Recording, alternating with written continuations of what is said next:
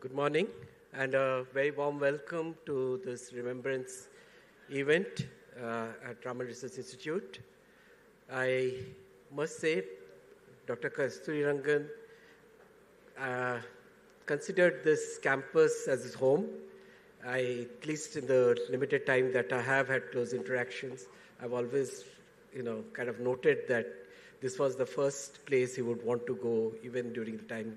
So we thought it apt that two of the organizations, Raman Research Institute and the Indian Academy of Science, should jointly organize a remembrance meeting with Dr. Kasturirangan's memory. And so without further ado, let me call upon Professor Raghavan Varadarajan to make his remarks. And welcome again. Yeah, good morning. So I'm here really to talk about the contributions that Professor Dr. Kasturirangan made as the president of the Indian Academy of Sciences, because of course he's made so many contributions in so many diverse areas, and there are many other people who will follow me who will talk about those aspects of what he did. Dr. Kasturirangan served on the council of the Academy from 1995 to 2003, and he served in various different capacities, finally as the vice president from 1998 to 2000 and the president from 2001 to 2003. And during his tenure as president, there were many, many different initiatives that he started. He was very keen that the Academy engage more closely with science education, and at the time there was a National Science Education Initiative which was spearheaded by DST, and Dr. Kasturirangan was very keen that the Academy contribute and provide inputs into science education in the country. Along with Professor Mukunda, he also worked closely with the science education panel of the Academy, and there were a large number of outreach and other activities that they organized. As you know, the Academy has many publications. That's one of our main activities. And although we had already switched in part to electronic publication, it was during his tenure that a number of the back issues for various journals were also digitized. He was very passionate about ensuring that there should be complete public access to a lot of the published scientific research that was done. Now, in addition to all of these, he started two important committees of the Academy, the Committee on Ethics and one for Women in Science, and they have also both been quite active and played important roles. And finally, but not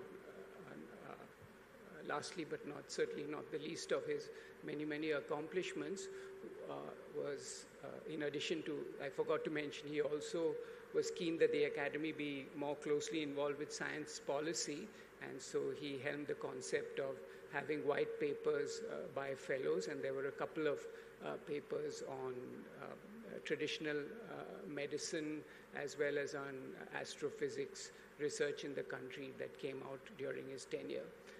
And something that I think very few people could have done, he was able to get us land in Jalahalli, where now the Academy has a couple of buildings, and we use it quite extensively for both for summer students as well as many people who organize scientific conferences make use of the facilities over there. So these are just a few of the things that he did, and I'm sure you'll hear a lot about many of his other accomplishments and initiatives. So thank you very much, and it was a pleasure to be able to talk to you about all these things. Thank you.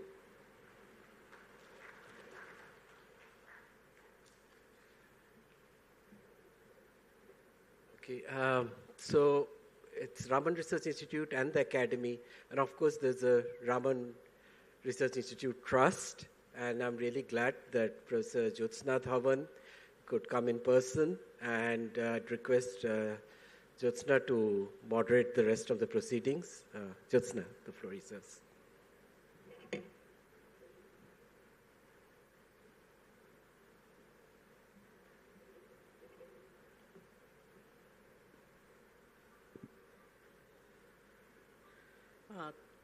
Thank you, Professor Saurabdeep, and welcome everyone to this morning of remembrance of somebody who's impacted so many, many organizations that we take for granted in this country, especially in the field of science and technology, and in education, and in science outreach.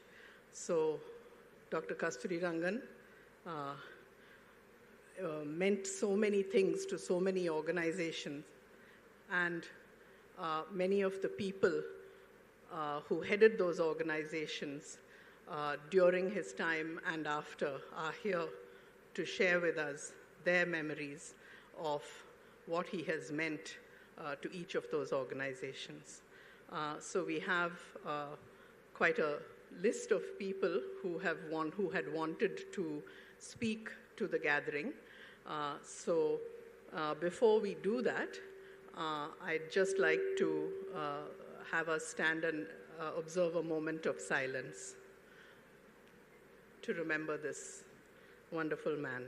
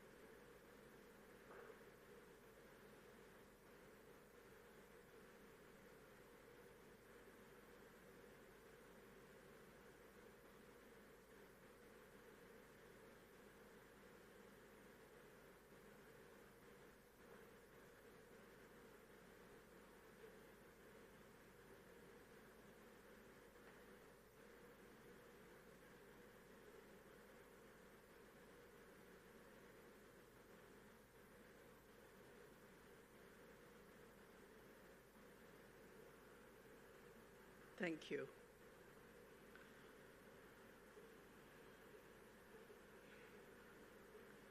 So, I'm here on behalf of the Raman Research Institute Trust, and of course, Dr. Kasturirangan was the chair of that trust and participated in the activities of the trust and the RRI for decades.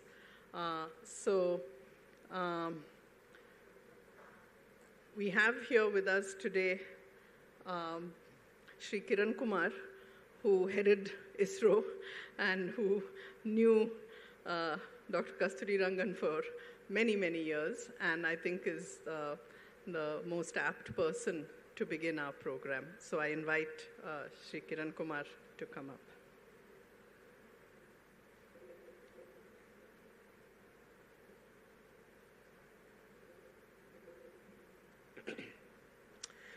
Good morning to all of you. Today we have gathered here to remember a person who has, as already pointed out, left his imprint and mark on a whole lot of activities in this country.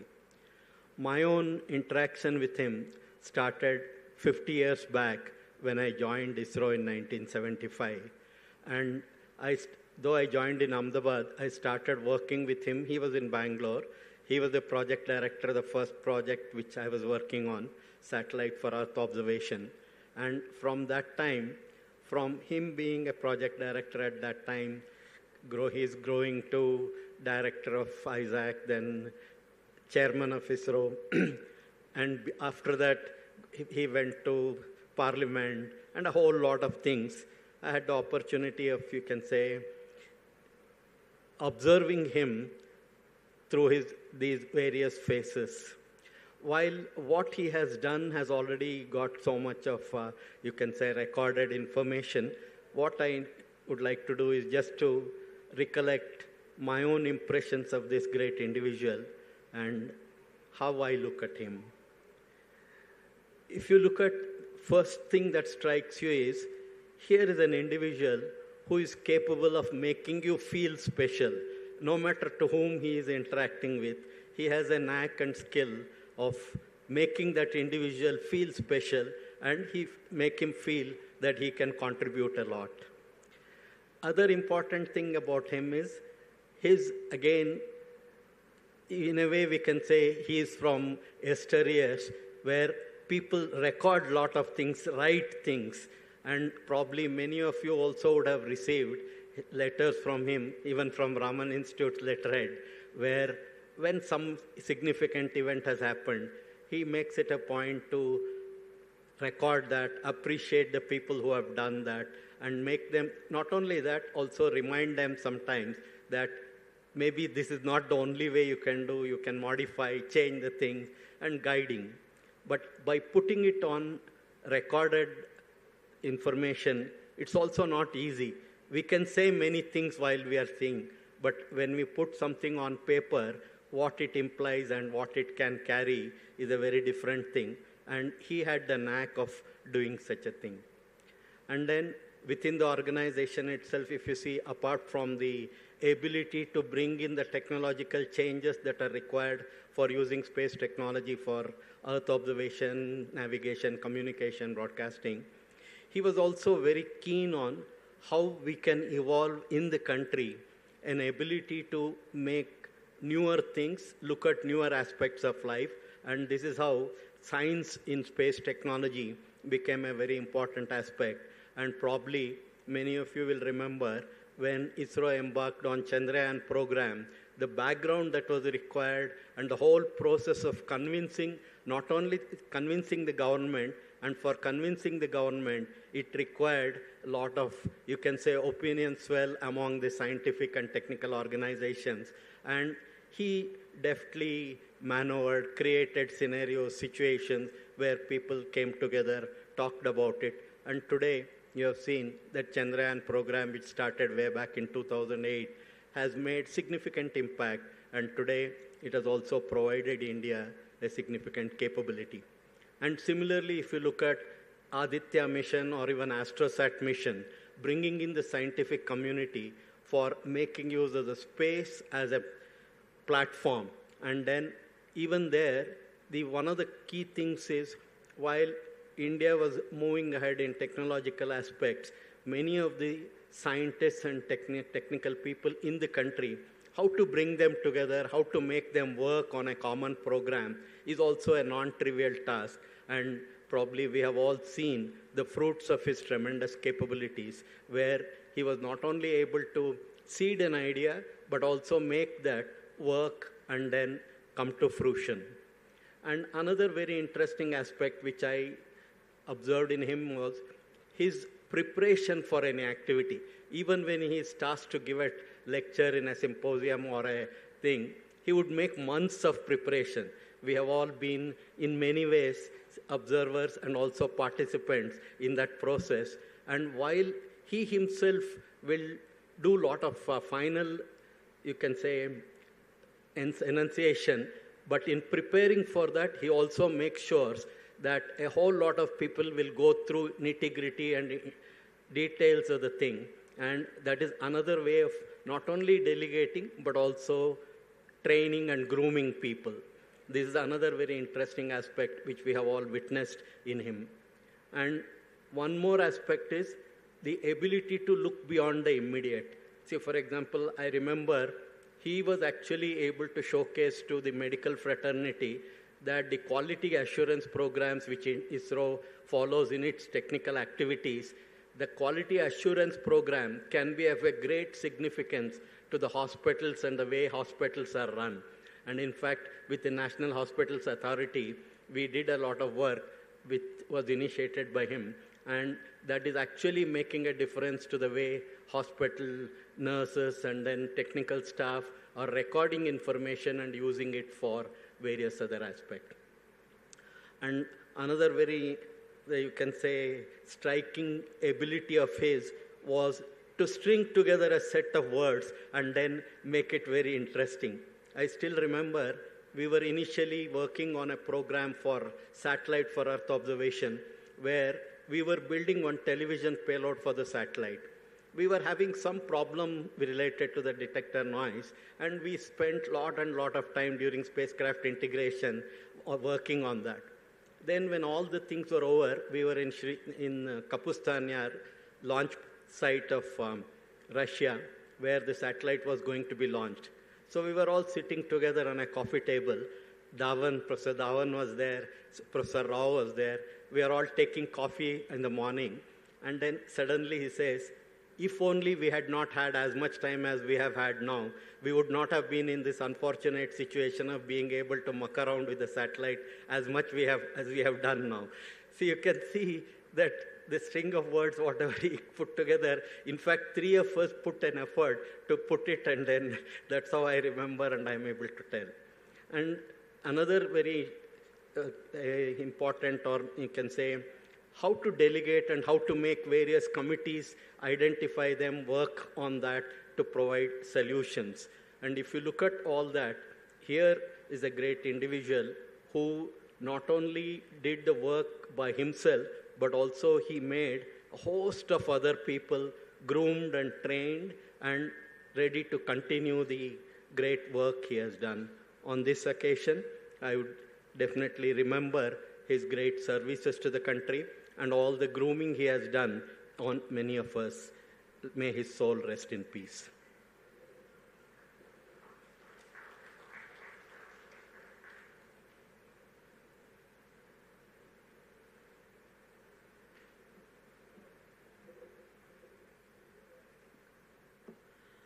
Thank you, Shri Kiran Kumar, for that heartfelt remembrance.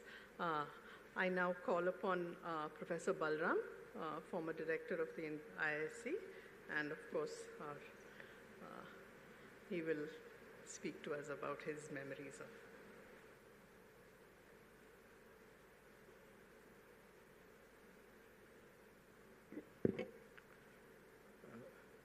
Good morning.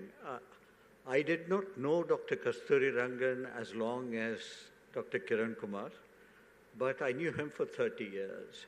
I first met him when we both joined the Council of the Indian Academy of Sciences in 1995. And from then on, I was constantly meeting Dr. Kasturirangan over the next 25 years or so. How would I like to remember Dr. Kasturirangan? I'd like to remember him as I see him on the screen. It was that smile of his which really carried us through many times which were difficult, and I cannot forget that smile. Dr. Kasturirangan and I, when we were on the Council of the Academy, I was also the editor of Current Science. And very often, what appeared in Current Science wasn't always to the liking of the people who ran the Indian Academy of Sciences. And Dr. Kasturirangan was witness to many discussions which were there. And I remember he invariably sort of supported me, and he also had that smile on his face which then diffused any difficult situation that arose. For many years, I knew him in different committees, and one day he called me to say that he had just become the chairman of the Council of the Indian Institute of Science. Dr. Raman had passed away, and shortly thereafter, a new director was to be appointed. And I was appointed, and he called me to tell me that I had been appointed. And he began the conversation by saying, well, I'm going to ask you something, please don't say no. And I, of course, said I won't say no, and then I worked with him for the next 9 years when he was the chairman of the council. And I can't imagine a time in which I've met him so many times in so many different situations and always come away both encouraged, supported, and he supported the Institute to the hilt every occasion. I will recall only one instance, and that was a very unfortunate instance. What happened on the 28th of December 2005 when there was a terrorist attack on the Institute. And there was a death. A professor from IIT Delhi attending a conference died.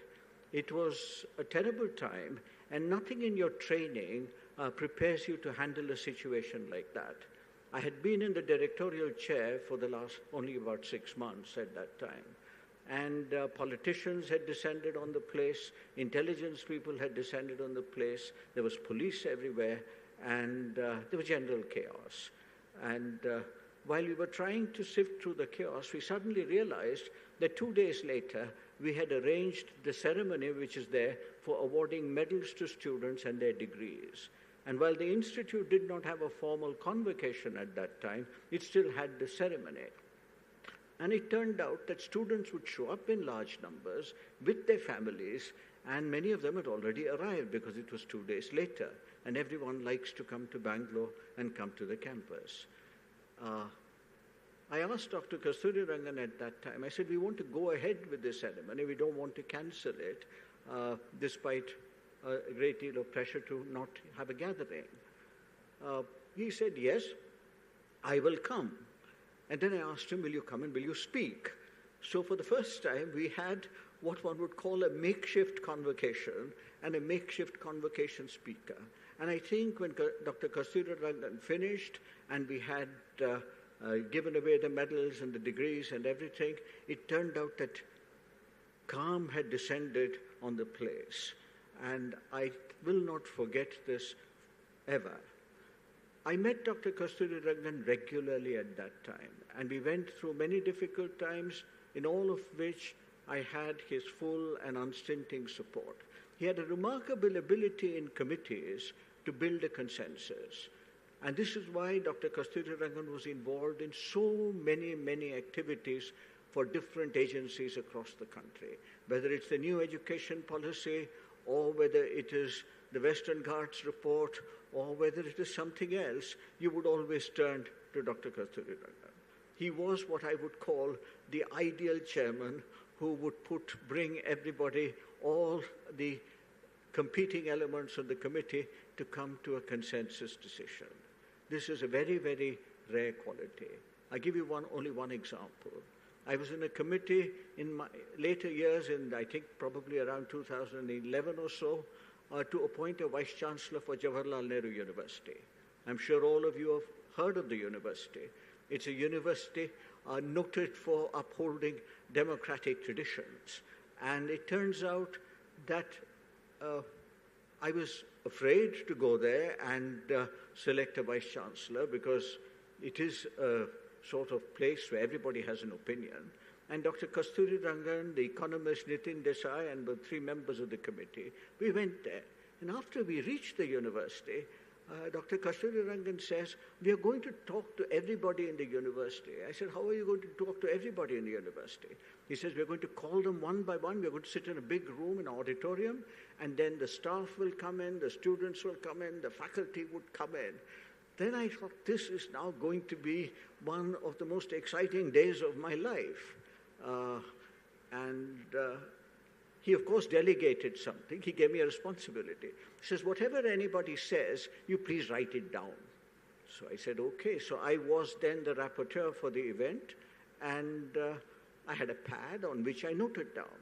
So the students demanded various qualities of the Vice Chancellor, the faculty demanded various qualities, the staff demanded various qualities. And by the time I'd written all of this, there were 60 qualities that the Vice Chancellor should possess, which would satisfy everybody in the university.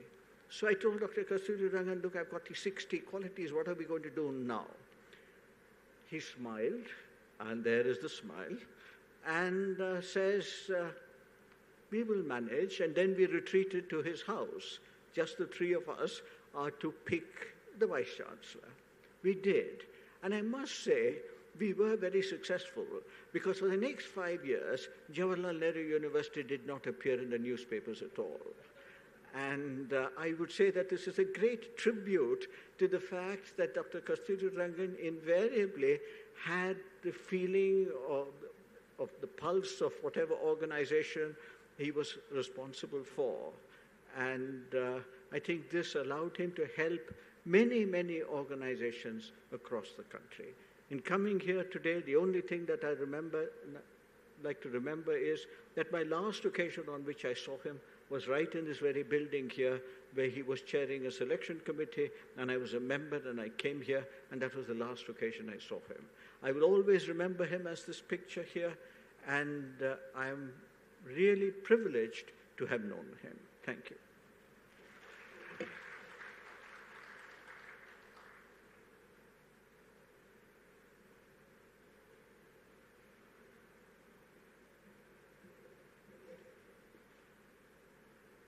Thank you, Professor Balram, for those wonderful memories. I now call upon Professor V.S. Ramamurthy to give his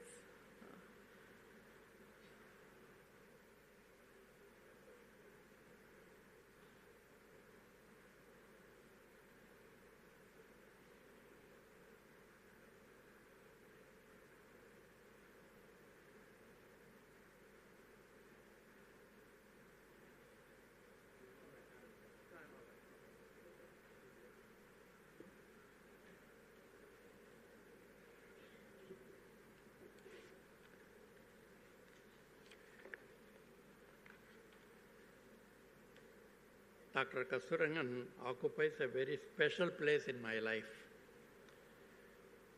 particularly in the last few decades of my professional life.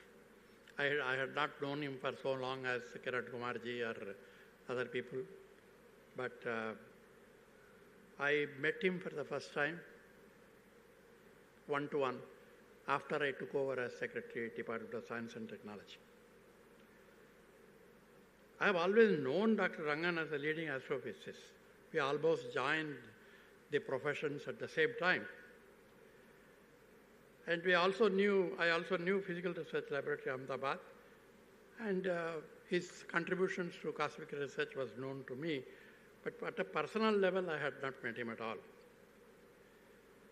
When I moved to DST in 1995, Rangan was already there as Secretary, Department of Space.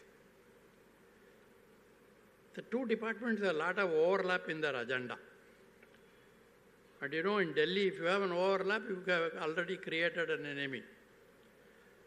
So many people warned me, be careful of Department of Space. My experience as Secretary DST was very different. We had the closest ally. And I think Kasturirangan had a major role in that. One area which comes to my mind was the digital mapping. That was the time when digital mapping was just taking roots. And many people in DST saw Department of Space as a competitor. And the reverse was also true. Many people in Department of Space thought, why DST is getting into this? Unfortunately, for historical reasons, DST had Survey of India with the entire digital space data with them, the ground data with them, and with the increasing use of remote sensing, Department of Space was also there. So it's not surprising that the two departments were looking at each other with a little bit of suspicion.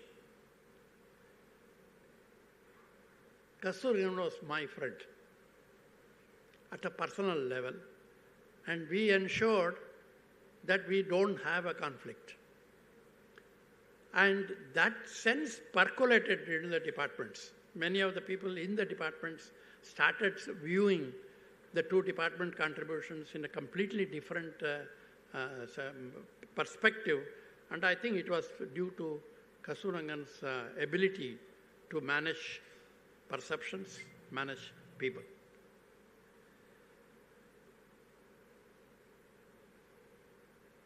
The collaborations at that time, 20 years, 25 years before, led to the national spatial data infrastructure today, which is taken for granted, almost taken for granted.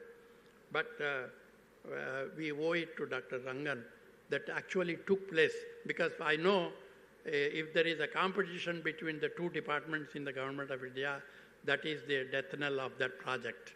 It did not happen in the case of in this digital data.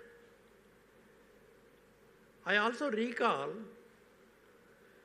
everybody knows Chandrayaan today. Even the kid in the school knows it. But in the 90s, there was no Chandrayaan. And I heard Chandrayaan from Dr. Rangan, because after 1998 event, we had organized a Technology Day lecture. The lecturer was Dr. Rangan. And he gave a talk on Chandrayaan. First time we heard it. Obviously, can it be done? Can we really do it? That's a starting assumption. But at the end of 1 hour lecture, we did not have that. When are we going to do it?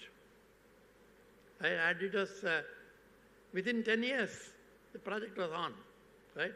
But the country heard about Chandrayaan on that day when Dr. Kasturirangan gave the Technology Day lecture. As was mentioned already, Rangan also played a major role in the creation of several new national facilities. One facility which comes to my mind, the father or mother of that is sitting here, Ramnath Kausik, the Hanley. The Hanley at that time was an area which cannot be reached by anybody. And our friend came back and said, we would like to have the observatory there. I said, no way, this cannot be done. You cannot even go there. Where is the question of taking a telescope, installing it and getting it running, going through 365 days in a year? Not during summer when it is pleasant to go there. 365 days in a year. So there is a lot of skepticism across the world, across the country, across the scientific community, that the idea of Ramnath Kausik is of the mind. Today, the site hosts not only that telescope has become a minority now. Several other facilities have come into existence there. And many people tell me, I have never visited Hanley. Many people tell me, you can go now. I said, I need help even to climb a step. I said, that's not a problem.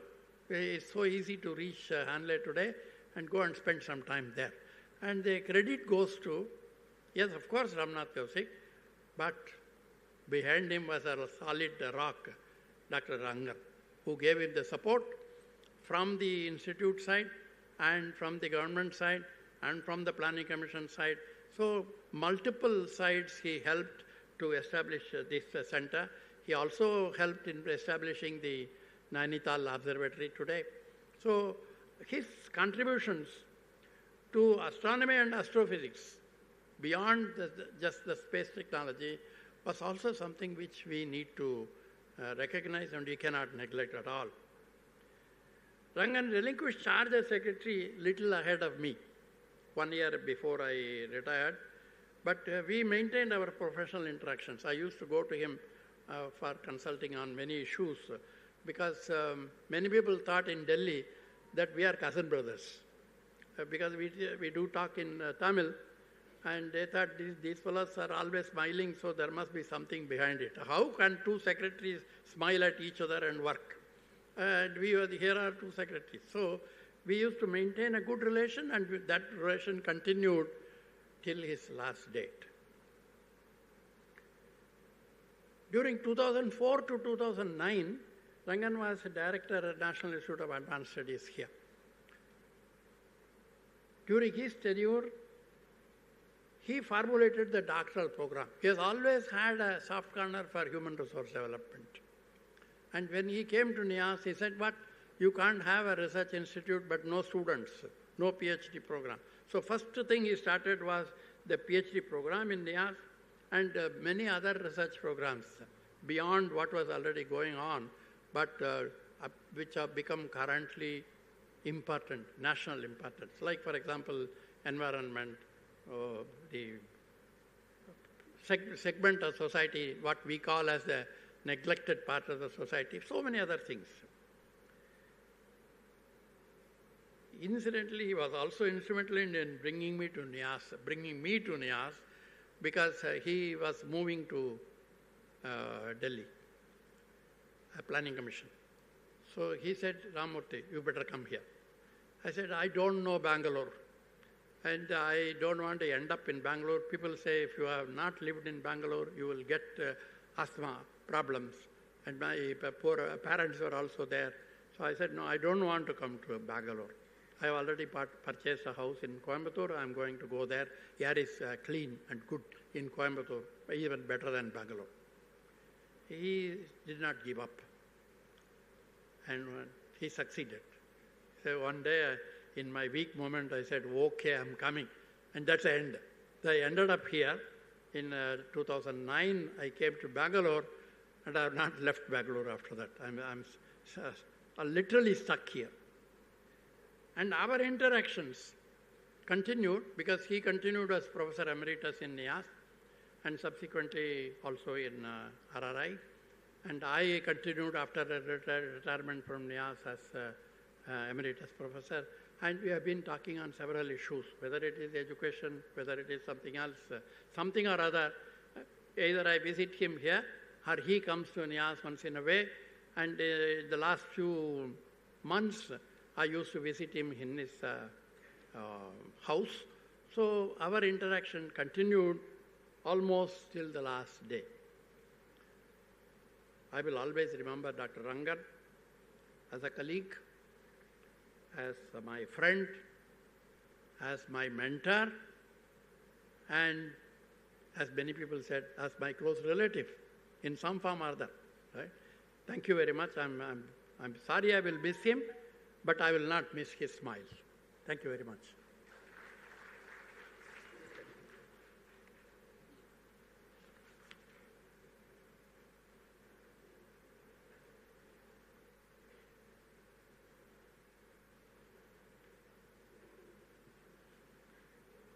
Thank you, Professor Ramurthy.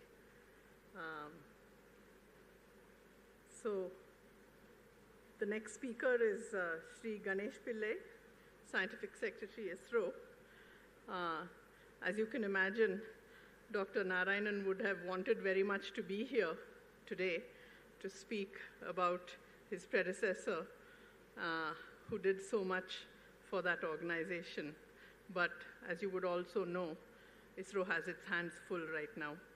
So we welcome Sri Ganesh Pillai.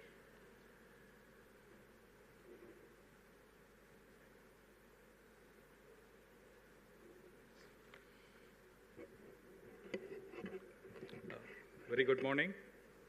Respected Professor Tarun Sardeep, Director, Raman Research Institute, Raghavan sir, Kiran Kumar sir, former Chairman ISRO and Secretary US, and all the eminent personalities assembled here. I am honored to represent the Indian Space Research Organization, of which Dr. K Kasturirangan sir was an integral part. I thank the organizers for giving me this opportunity.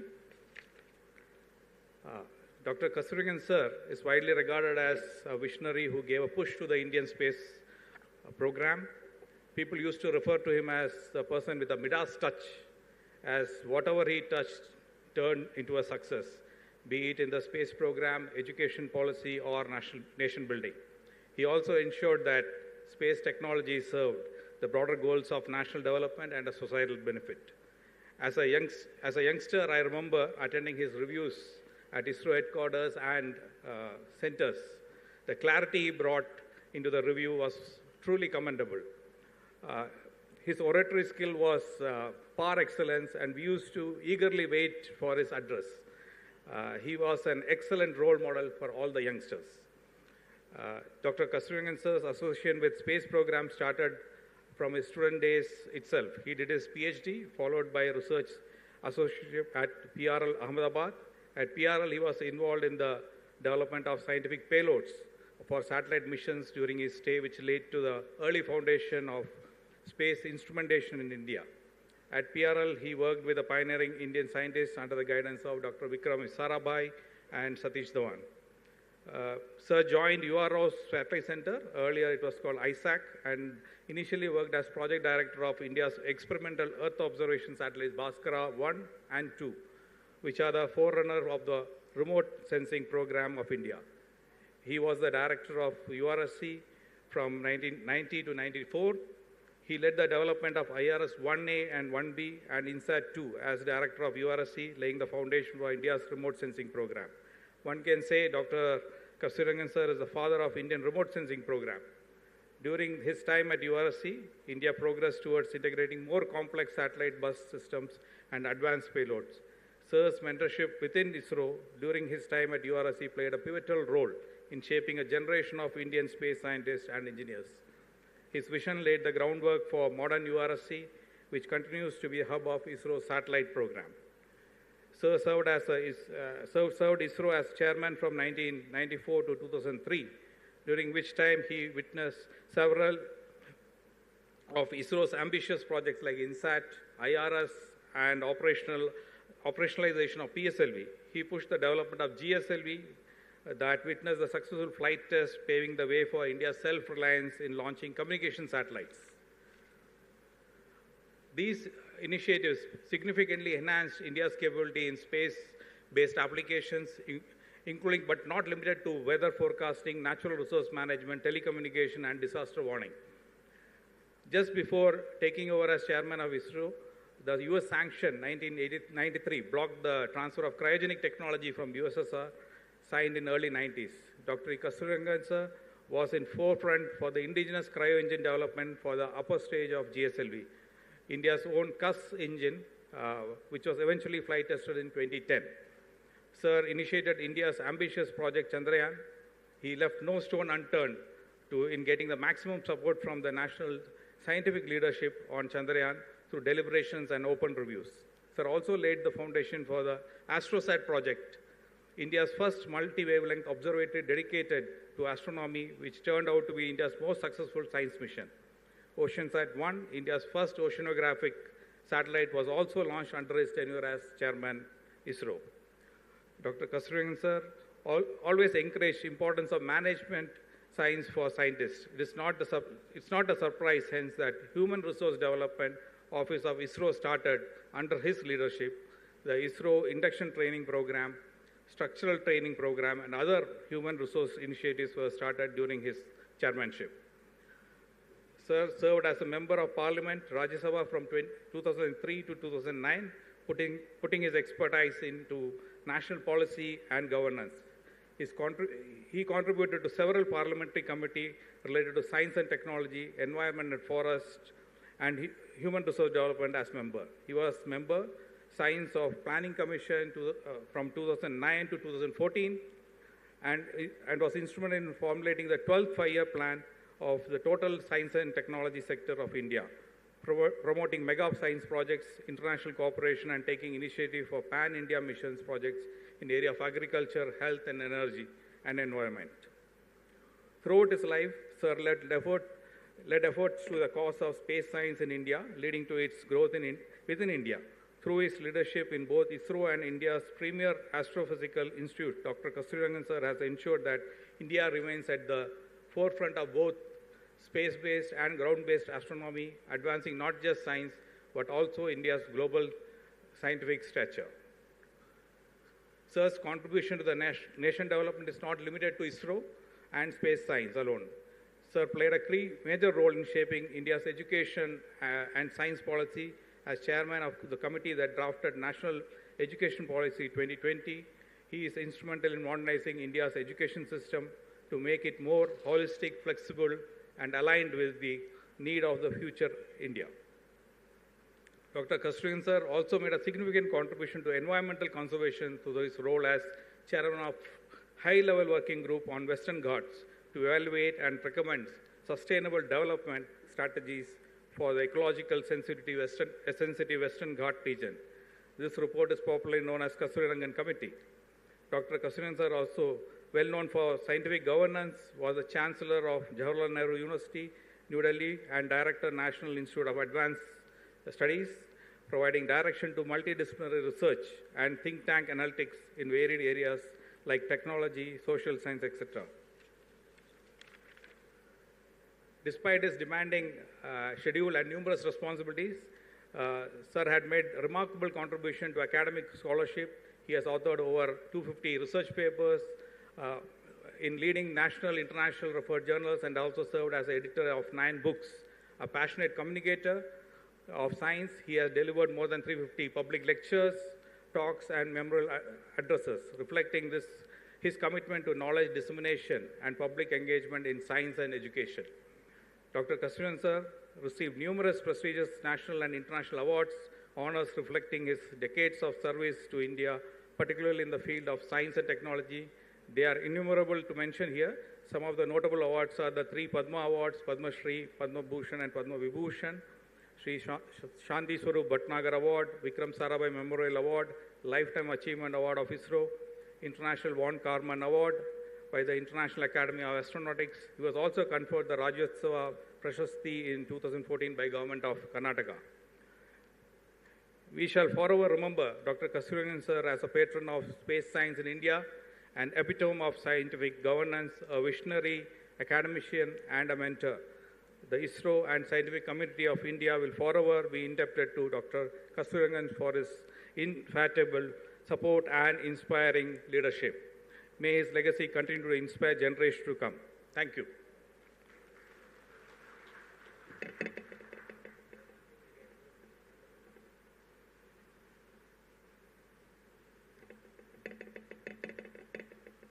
Thank you very much, Shri Pillai, for reminding us of Dr. Kasturirangan's illustrious career within ISRO, as well as all the other elements that he contributed to.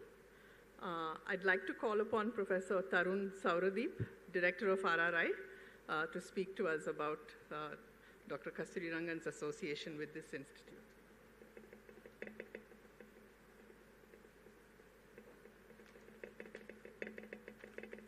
Good morning. So I'll begin by saying the first time I met Dr. Kasturirangan was on this campus. I had come to present with Bala Iyer, who was here, and a few others, Ajit Kimbhavi and all, the idea of LIGO India, and he, as the member science of the Planning Commission, gave us a very patient and very encouraging hearing. So Dr. Kasturirangan was both a visionary and an extraordinary leader who led from the front, sparing no effort to bring every vision to fruition. I think someone mentioned the Midas touch. I think the Midas touch comes from the fact that, I've seen him work for the NEP, and, I would say I've never seen anyone work so hard. I mean, I used to feel ashamed to leave the office because he would be still there. So you will hear this repeated across the entire spectrum of institutions, national initiatives, and individuals he touched during his remarkable career. Hence, this solemn occasion is also a time to celebrate an intensely colorful and spectacularly fruitful lifetime. Based on the few years of personal and close association, I feel that he would greatly appreciate that. Dr. Rangan, as he was known to most, had a very long association with the Raman Research Institute, going back 36 years to 1989, when he first became a member of the Governing Council. When he first joined the RRI Governing Council, it was then chaired by yet another visionary leader, Professor Satish Dhawan. Yet, it is clear from whatever I could see that Dr. Rangan was a live wire even from those early days, and is credited with supporting many progressive proposals. And Professor Raghavan mentioned about the land in Jalahalli, and I'm glad to say we are trying to build a frontier labs for the piece of the land that RRI has. And then also bring out a brochure highlighting the 50 years of research during the Golden Jubilee. And this explains to me why he was so excited to see a Nature India volume that came out in the Platinum Jubilee. And he was very, very happy to see that. In 2000, Professor Satish Dhawan asked Dr. Rangan to take on the chairmanship of the Governing Council. He ably led a gleaming and distinguished governing council that featured many other eminent personalities. Professor Pradiman Kaur, Professor Obed Siddiqui, Professor Ajay Sood, Professor Raja Raman, just to name a few. And in 2016, he handed over the council chairmanship to Professor Sood. His deep connection to the Raman Research Institute is reflected in the fact that he served in the RRI Governing Council right until his demise. Quoting from his autobiography, he says, "My present association with RRI is a constant reminder that small is beautiful." At the untimely demise of Professor Radhakrishnan, he was invited by my predecessor, Ravi Subramaniam, to occupy the trust office at RRI. His presence on campus proved to be a boon to all members and the institution itself. And many of us cherish his cheerful, larger-than-life presence at the institute. He absolutely radiated energy and had a very infectious enthusiasm.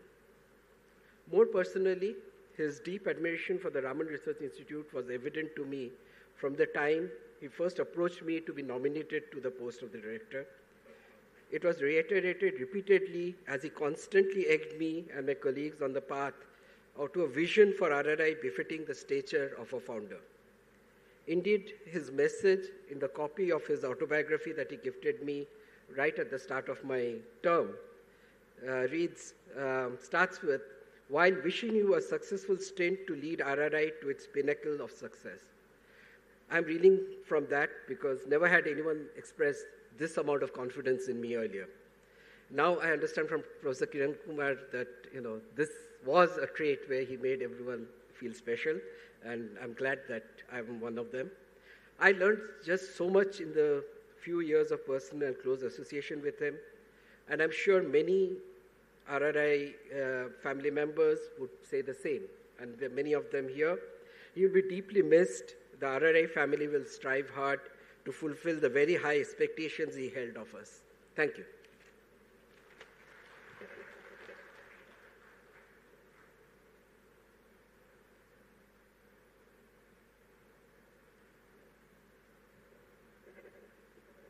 Thank you, Tarun. I now request Professor Jairam Chengalur, Director of TIFR, to come and share his memories of Dr. Rangan.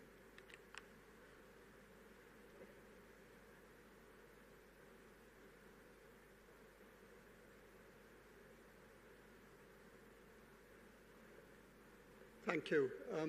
Before I say something on behalf of TIFR, I'd like to read out a message from Dr. Ajit Kumar Mohanty, the chairman of the AEC and the secretary of the Department of Atomic Energy. He had wanted to be here in person, but unfortunately he could not, and he requested for this message to be read out on behalf of the DAE. So let me start. He says, "It is with a deep sense of loss that I, on behalf of the Department of Atomic Energy, convey a heartfelt tribute to Dr. Krishnaswamy Kasturirangan, a towering figure of Indian science and one of the most influential architects of India's space program. Dr. Kasturirangan's visionary leadership as chairman of ISRO and secretary of the Department of Space transformed India into a spacefaring nation of global repute. From the operationalization of the PSLV and GSLV to pioneering remote sensing and the founding vision for Chandrayaan-1, his work reflected an unyielding pursuit of excellence, self-reliance, and scientific ambition. His connection to the Department of Atomic Energy was both institutional and intellectual. As a distinguished member of the Atomic Energy Commission, he brought to our deliberations a valuable breadth of scientific perspective and foresight. He was an ardent proponent of the synergy between India's strategic science institutions and his advocacy for integrated national capability across science, space, nuclear, and high technology domains has left an indelible imprint. Dr. Kasturirangan also played key roles beyond the scientific realm as a member of the Rajya Sabha, a former member of the Planning Commission, and the chairman of the Karnataka Knowledge Commission. Dr. Kasturirangan's contributions to the new education policy were profound and reflected his belief that science must serve society and that the future of the nation lies in nurturing creativity and critical thinking among the young. To the Department of Atomic Energy and to the scientific community at large, he was a role model, always inspiring, always thinking of the next frontier. Dr. Krishnaswamy Kasturirangan's marking away marks the end of an era, but his legacy will resonate for generations to come. On behalf of the Department of Atomic Energy, I offer our deepest respects to Dr. Kasturirangan and our sincere condolences to his family, friends, and colleagues. Now I'd like to say something on behalf of TIFR, where Dr. Rangan's passing away has really been an immense loss to our institute. We were fortunate to have a very long association with Dr. Kasturirangan, particularly as a very valued member of our governing council for close to 2 decades. As a member of the governing council, there were a number of major initiatives that he supported and which TIFR undertook during his tenure on the council. This include the setting up of the International Center for Theoretical Sciences here at Bangalore. This is a unique outward-facing center of the TIFR system, and he also helped us in getting set up the new multidisciplinary campus at Hyderabad. His support on getting these new activities going was invaluable, and it ranged not just in helping us give an overall shape and direction to these initiatives, but also in helping with the nitty-gritty details of the execution, such as in helping with the land acquisition for ICTS, ensuring water supply for the new campus, and so on. We are now, after several years of hard work by many people, ready to break ground on the construction of our ambitious new campus at Hyderabad, and Dr. Kasturirangan's absence there will be keenly felt. Dr. Kasturirangan was also a very strong supporter of Astrosat, India's first dedicated astronomy satellite, where Professor Agarwal from TIFR was the PI, and several of the payloads were built at TIFR. Astrosat has been an extremely successful mission, and I think it would be fair to say that it was instrumental in cementing India's place as an important player in space-based astronomy. There are a huge number of other programs at TIFR where his guidance, support, and encouragement were very, very important. Far too many for me to get into detail, but I would like to mention a few, including the Olympiads program of our Homi Bhabha Center for Science Education, where we train school students from across the country, and as you probably know, India does extremely well in these Olympiads. The giant meter wave radio telescope that NCRA-TIFR has built and operates, as well as reconnecting the faculty at HBCSE to the national program of textbook creation by the NCRT, so that all of the research and other work done at the HBCSE could actually translate into better textbooks for the country. For the TIFR council meetings, there was a long-standing tradition where Dr. Kasturirangan arrived in Mumbai a day before the council meeting, and he would have dinner with the director on the eve of the council meeting. This gave one the opportunity not just to discuss any tricky issues that were coming up before the council, but also just to informally discuss any issues that were going to come up at TIFR where you would like his advice. I certainly look forward to these sessions, not just because of the sage advice that he would give, but also for the warmth and friendliness that he would bring to these interactions. And in that context, I'm really very pleased with the photograph that has been put up over here. I think it really typifies, for me at least, what Dr. Kasturirangan was. I mean, there was that cheerfulness, that friendliness, that enthusiasm, which sort of buoyed you up every time you met him. And, it's not just me. When we had a remembrance for Dr. Kasturirangan at TIFR, this was a sentiment that was echoed by all previous directors of TIFR.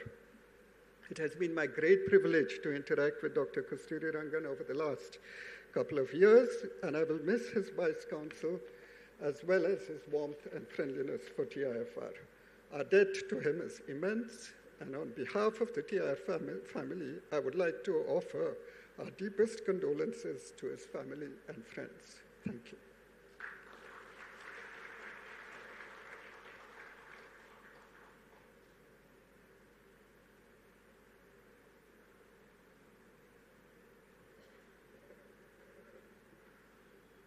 Thank you, Professor Chengalur. We now have a short video message from Professor Ajay Sood, who was chairman of the Governing Council here for many years and is now the principal scientific advisor. It was a privilege and a good fortune to know Dr. Kasturirangan personally. His demise is an irreparable loss to the entire scientific and academic fraternity of our country. I got to know him in 2001 when I was secretary in the Council of the Indian Academy of Sciences under the presidentship of Dr. Kasturirangan from 2001 to 2003. This was the beginning of my long and memorable association with Dr. Rangan. During his presidentship of the Indian Academy of Sciences, we two secretaries, me and Professor N. Balakrishnan, used to meet Dr. Rangan in his office once a month in the evening to discuss the action points for the academy. It was inspiring to see that in spite of his extremely hectic schedule, he spent quality time with us to brainstorm many issues related to the academy in particular and science and technology ecosystem in the country in general. The other platform for my close interaction was the Raman Research Institute Council with him as the chairman. I remember that during one of the council meetings in around 2016-17, he proposed that I should take over the chairmanship of the council as he wanted to mentor a young person like me, a rather bold decision not often seen in our institutes. His presence in the RRI Council was always a learning experience for me and other council members. His suggestions and insights were very direct and helpful in the background of the overall picture of science in the country. He was keen to see that RRI should play an important role in national missions. The new education policy of India is a true legacy which will continue to shape the future of education in India for years to come. I recall very insightful discussions with Dr. Rangan during the formation of the policy. After moving to Delhi in April 2022, I met Dr. Rangan a couple of times during my visits to Bangalore, and he always had very useful advice and suggestions for me. I will miss these interactions very much. I end my tributes to the great soul by reiterating that I feel blessed to have the privilege to know Dr. Kasturirangan, a finest human being and a source of inspiration to me and many, many people around the globe. He truly enriched our lives. We'll miss you, Dr. Rangan.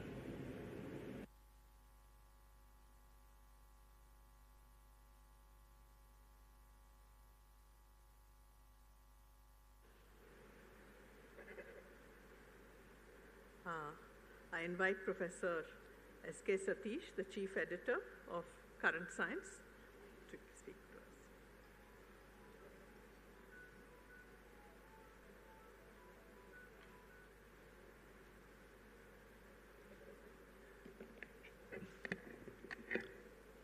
Good morning to all.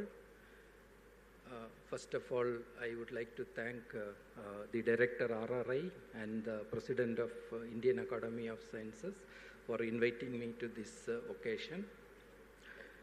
It's my privilege to share a few memories of my interaction with Dr. K Kasturirangan, and popularly known as Dr. Rangan. Dr. Rangan was a visionary and mentor, a man having great ideas on a variety of disciplines spanning across basic science, social science, applied science, sustainability, planning, management, and administration, only to name a few. He was a great leader, silent institution builder, and a true servant of the nation. He served as the chairman of ISRO from 1994 to 2003, as many of you have mentioned.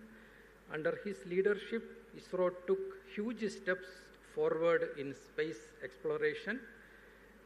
As we all know, he guided the development of PSLV, GSLV, ISRO's workhorses even today. These powerful launch vehicles propelled India to attain its glorious accomplishments in space, launching a range of satellites for remote sensing, communication, terrain mapping, weather monitoring and forecasting, as well as for basic science and planetary explorations. Thanks to his vision, nurturing and guidance, India became known around the world for his space capabilities. So Dr. Rangan's focus was not only on space. He was equally interested in processes on Earth, the geosphere and the biosphere. He drafted the first comprehensive vision document of ISRO's geosphere-biosphere program. And this project became a benchmark national program and took ISRO's climate science research to the forefront of similar international efforts. It was related to ISRO's geosphere-biosphere program. I had my first interactions with Dr. Rangan. As a junior research fellow of Space Physics Laboratory of Vikram Sarabhai Spender in Thiruvananthapuram, I had an opportunity to participate the IRS P3 satellite validation experiment on board ocean-going research vessel Sagar Kanya in 1996. And this was to provide ground truth for successful validation of the satellite products and retrievals. So after the experiment, I got an opportunity to present the results in front of him as the chairman of ISRO. And in this meeting, he was highly appreciative of the results and the efforts we have made, and encouraged us for more similar activities in the future. So as you can all imagine, for a research scholar, meeting the chairman of ISRO was really a great honor and inspiration for me. And subsequently, after PhD, I moved abroad for postdoctoral research, and our interactions resumed a few years later. And after I returned to India and joined Indian Institute of Science in 2000, and he completed his responsibilities as chairman of ISRO. And it was during this period that our interaction became very close and very extensive. We had extensive interactions on a variety of topics related to science, society, policy, sustainability, climate science, mitigation, management, and administration. It's only to name a few. I have greatly benefited by the knowledge gained through these interactions with him. Our interactions were both professional and personal. I had the privilege to talk to him a lot of personal matters as well. On professional front, I would like to say two examples. The most important one was related to the important project Future Earth program. Future Earth is an international science policy and sustainability program supported by various United Nations organizations. Dr. Kasturirangan was the chairman of the governing council of Future Earth in South Asia. This was a very high-level council, including policymakers and high-level officials from various nations from South Asia. In the first meeting itself, Dr. Rangan reminded us about a proverb that we do not inherit the earth from our ancestors, we borrow it from our children. Please remember that. So any discussion or policy decision we recommend, you should keep this in mind. He always said that it is very important for the scientific community to engage with diverse decision makers in government, private sector, civil society, that is the only way you can tackle problems associated with climate change. That is the first time we got connected to policy makers and the general public. So since then, with his advice, we started interacting with policy makers and public. And he was also settling that India's science bases, ongoing programs, excellent research output, physical size with the substantive aspect of human dimensions, all built as part of ISRO Geosphere Biosphere program, all you should utilize when you come up with any program related to Future Earth. With his guidance and support, a Future Earth Secretariat was established in India. It was a global secretariat. We got upgraded to a global secretariat. And Dr. Rangan always believed that this would provide the country an opportunity to take a leadership role and expertise on the science behind rapid global change and formulate strategies to drive the society along a sustainable pathway. That is what we are still doing even today. In Future Earth meetings, Dr. Kasturirangan insisted that we should integrate all available information and develop strategic knowledge to tackle and face consequences of climate change. He said that in Geosphere Biosphere program, whether it is ISRO or international GBP, what he felt is that, we are always talking about problems. Please tell us about solutions.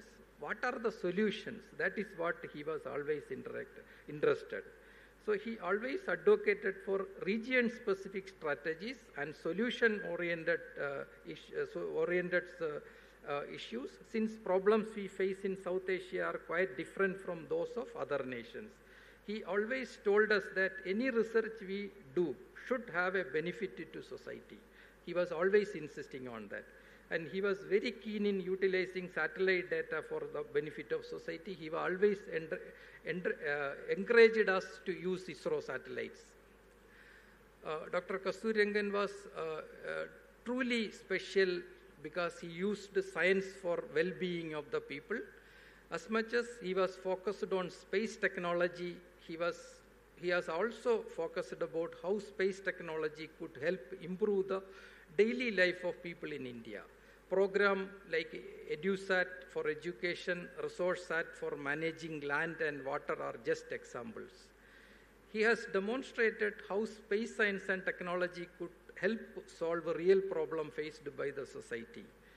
He was also deeply committed to education and played a key role in shaping the national education policy of India. He believed that education system should encourage creativity, curiosity, and clear thinking. Dr. Kasturirangan was a humble and kind person, according to my experience. Dr. Rangan was the president of Current Science Association from 2019 to 21. He played an important role in improving Current Science Journal, starting from its appearance to fundraising. Everything. I don't have to list everything. Many of you know this. He also guided in enhancing the visibility of the journal as well as its impact factor. When he was the director of NEAS, I had the privilege to have a breakfast meeting with him during Saturdays. In a few such meetings, we used to have in-depth discussions about various innovative approaches to tackle global warming and many other topics. But this was a topic often we discussed. He was always worried about global warming. He considered it as one of the major challenges faced by the society in future or the humanity. In Raman Research Institute, on numerous occasions, I had the privilege to have lunch with him, and subsequent discussions were revolving around space, climate change, environment, education, outreach activities, interactions with the policymakers and public, and so on. While he was in RRI, I got an opportunity also to work with him on a report on climate change and food security. I learned a lot from that report. We lost a great scientist, a remarkable mind, and I personally lost a valuable mentor. We should remember the legacy of a man who dreamed big, worked hard, and dedicated his life to the service of our nation. May his soul rest in peace. We will continue to be inspired by his example, and his vision continue to light our path forward. Thank you all.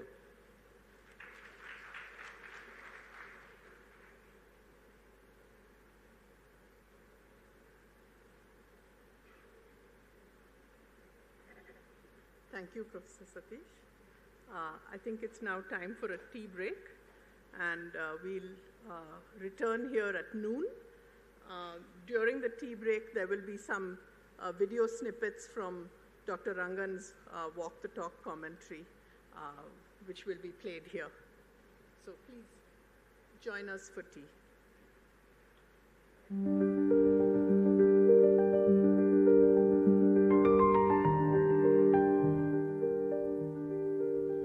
So much comes with you, Dr. Kasturirangan. How has the journey been? It has been very eventful. It has been very, very challenging.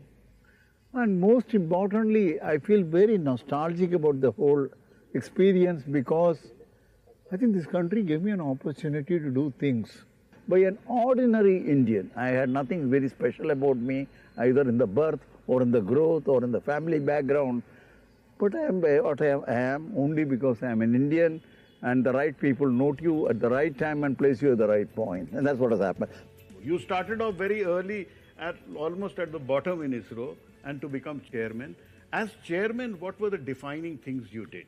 And you had so many. Oh, first of all, I should say that in those years, they made me a chairman at the age of 52 years. So I think it gave me enough time to see things happening which have started or which others have started. This is one thing. The PSLV was in the final stage, which has become today the workhorse. So I had the very important and pleasant duty of putting it in an operational state. Then came the question of a GSLV, to put geosynchronous satellites into geosynchronous transfer orbit, a heavier vehicle, a new configuration, and we were in the final stages of getting it into position. And then a series of remote sensing satellites, taking right down to 1 meter, we operationalized it. So we had one of the best constellation of remote sensing satellites in optical, microwave, infrared, one of the few countries which had multiplicity of wavelengths and multiplicity of other capabilities for a comprehensive remote sensing program. India had one of the largest constellation in the civilian domain. One particular mission which has your full signature on it is India's maiden mission to the moon. You took Indian Space Research Organization, which was hovering in the gravity of Earth, outside Earth's gravity to the moon. Yeah, that's a nice way. Chandrayaan-1, which later got christened as Chandrayaan-1. How did you do such an audacious thinking? We have the ability to build spacecrafts which can go to planetary systems. We did an analysis of all that, and that is the one that I presented in Delhi. The other part of it is the question of international cooperation. We got a lot of 6 instruments came from outside. That shows the importance of this. And so the entire process of a planetary exploration has caught the imagination of India, caught the imagination of the international community, and has very, very significantly contributed to the science. There is plenty of problems with the moon, even though it has been visited by Soviet Union and Russia and America. There are the fundamental questions of how the moon came, how it originated, how it evolved was still this thing. And moon has stopped its evolution after 2 billion years. So you have a pristine object there in space who has not evolved later, whereas Earth has evolved. Other planetary systems have evolved. So if you want to sample something which has not evolved and therefore it gives you a history 2 billion years back, that is the object you should go. So that is another kind of a thing. And lastly, water. There is always this question that tomorrow if you want to really exploit the moon and use it as a platform for other missions, you need water, you need oxygen. And that is something which everybody was searching. It was what you are searching a holy grail, you will say. And that is where we hit the jackpot. If Nobel laureate Dr. C.V. Raman was cutting and shaping diamonds in the last century, in the 21st century, it is Dr. Krishnaswamy Kasturirangan who is shaping India's young diamonds. How difficult or easy was it to formulate a policy for 1.3 billion Indians. The policy that we have crafted is the one that addresses the questions of what kind of requirements are there in the 21st century, dynamic characteristics of the changes in the knowledge spectrum, and the way these changes have to be respected and appropriately responded by the people who do jobs or other kinds of endeavors, the government's determination to upgrade every aspect of education and make sure that research will occupy a central place in the higher education. And obviously, outcomes like Nobel laureate should become much more commonplace than a rarity. And I hope, even in our lifetime, fellow, you will be able to hold more such medals in the years to come to inspire the youngsters and also to make sure that India is a proud place for many Nobel Prize destinations. Thank you.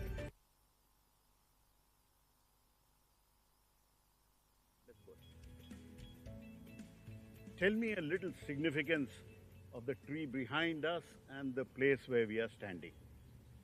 You know, this is a historic place from the origins of science in India in the recent past after independence.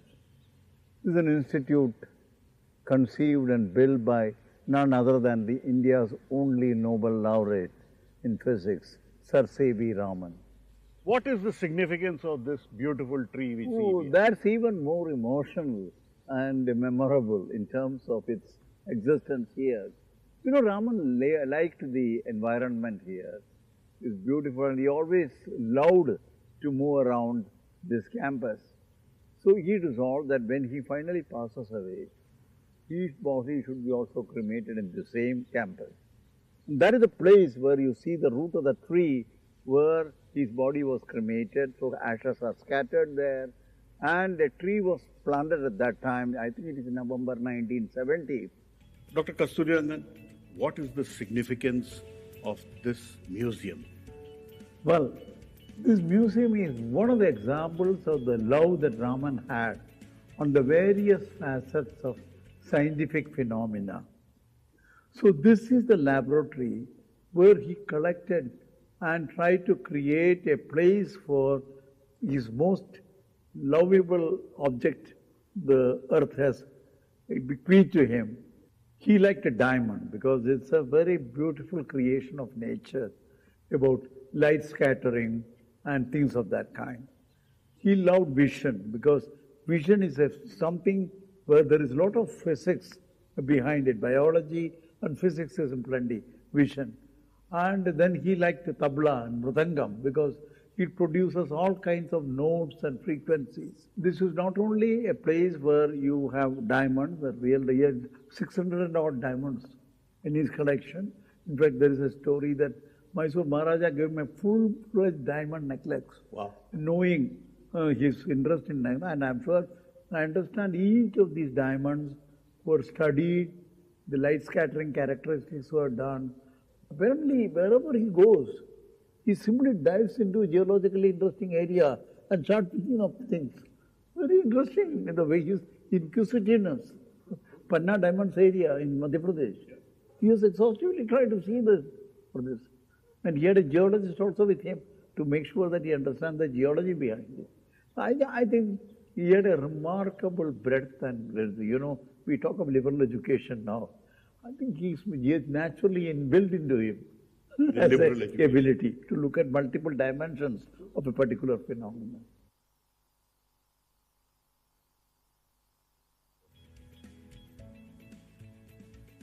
While we are talking of space, the Prime Minister Modi-led government is putting a lot of emphasis on human space flight.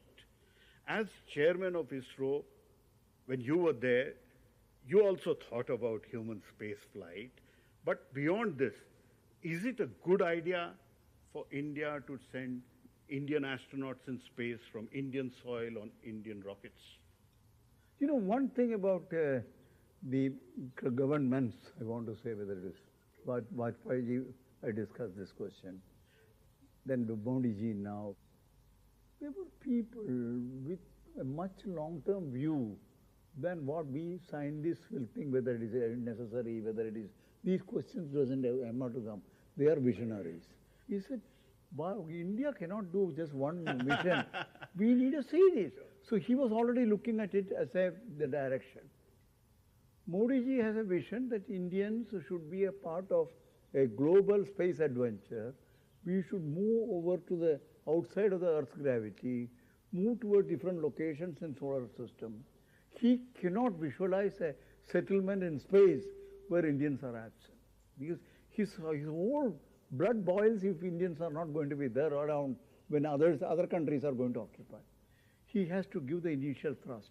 So Gaganyaan is the first thrust towards it. Yes, maybe we may not do it as fast as some other countries, but he knows where to reach, how to reach, and how to give India that preeminent position by which we become a part of that international community who will go and occupy different locations in the solar system, explore it, exploit it, and enjoy visits much beyond what we are accustomed to in near Earth orbits. So you'll be excited when the first astronaut goes into space. I pray very much everything happens as we all aspire for.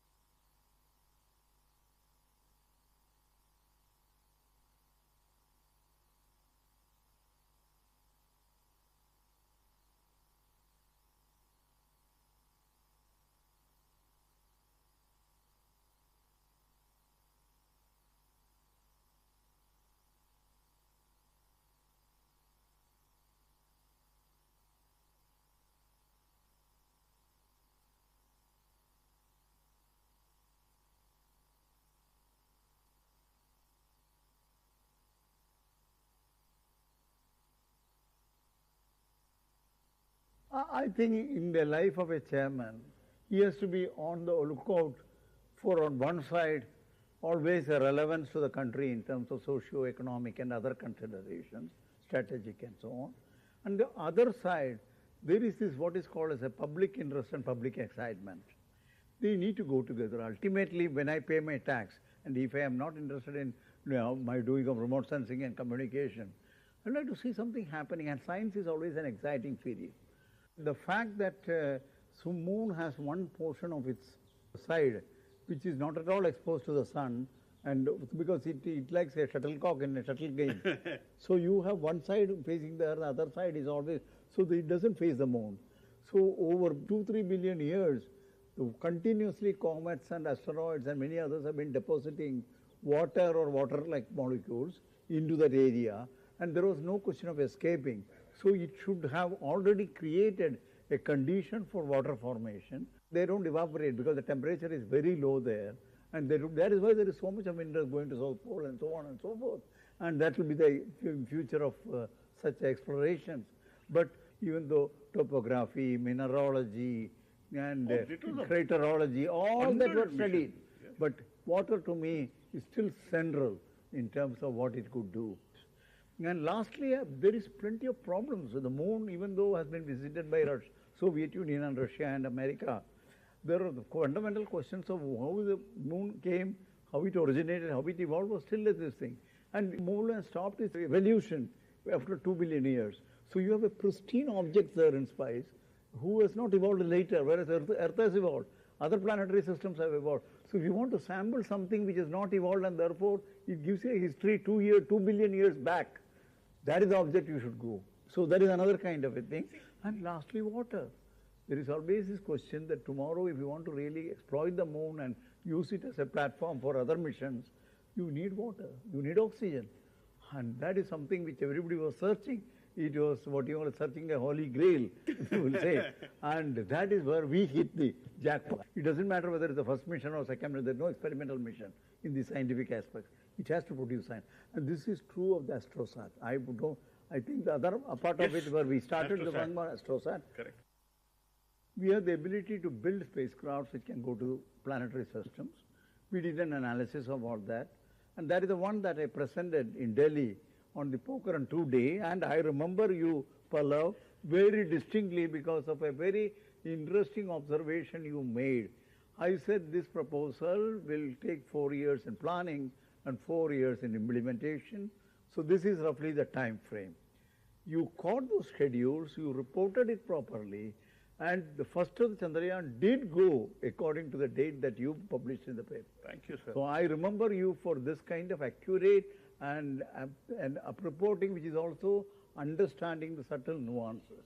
I just want to say this here because it's a long period since this has happened, but I think it still weighs in my mind as a significant observation by one of the key correspondents who was present in that, and that's you.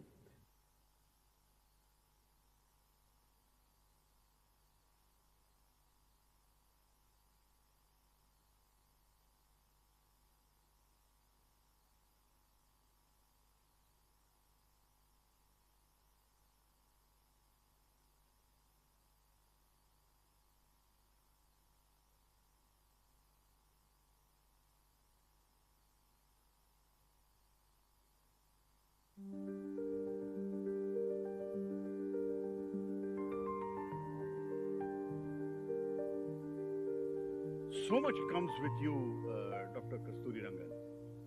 How has the journey been? It has been very eventful. It has been very, very challenging.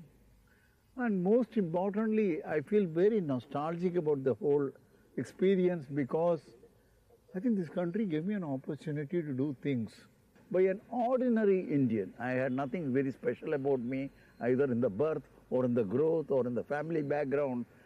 But I am what I am only because I am an Indian and the right people note you at the right time and place you at the right point. And that's what has happened. You started off very early, almost at the bottom in ISRO, and to become chairman. As chairman, what were the defining things you did? And you had so many. Oh, first of all, I should say that in those years, they made me a chairman at the age of 52 years. So I think it gave me enough time to see things happening which have started or which others have started. This is one thing. The PSLV was in the final stage, which has become today the workhorse. So I had the very important and pleasant duty of putting it in an operational state. Then came the question of a GSLV, to put geosynchronous satellites into geosynchronous transfer orbit, a heavier vehicle, a new configuration, and we were in the final stages of getting it into position.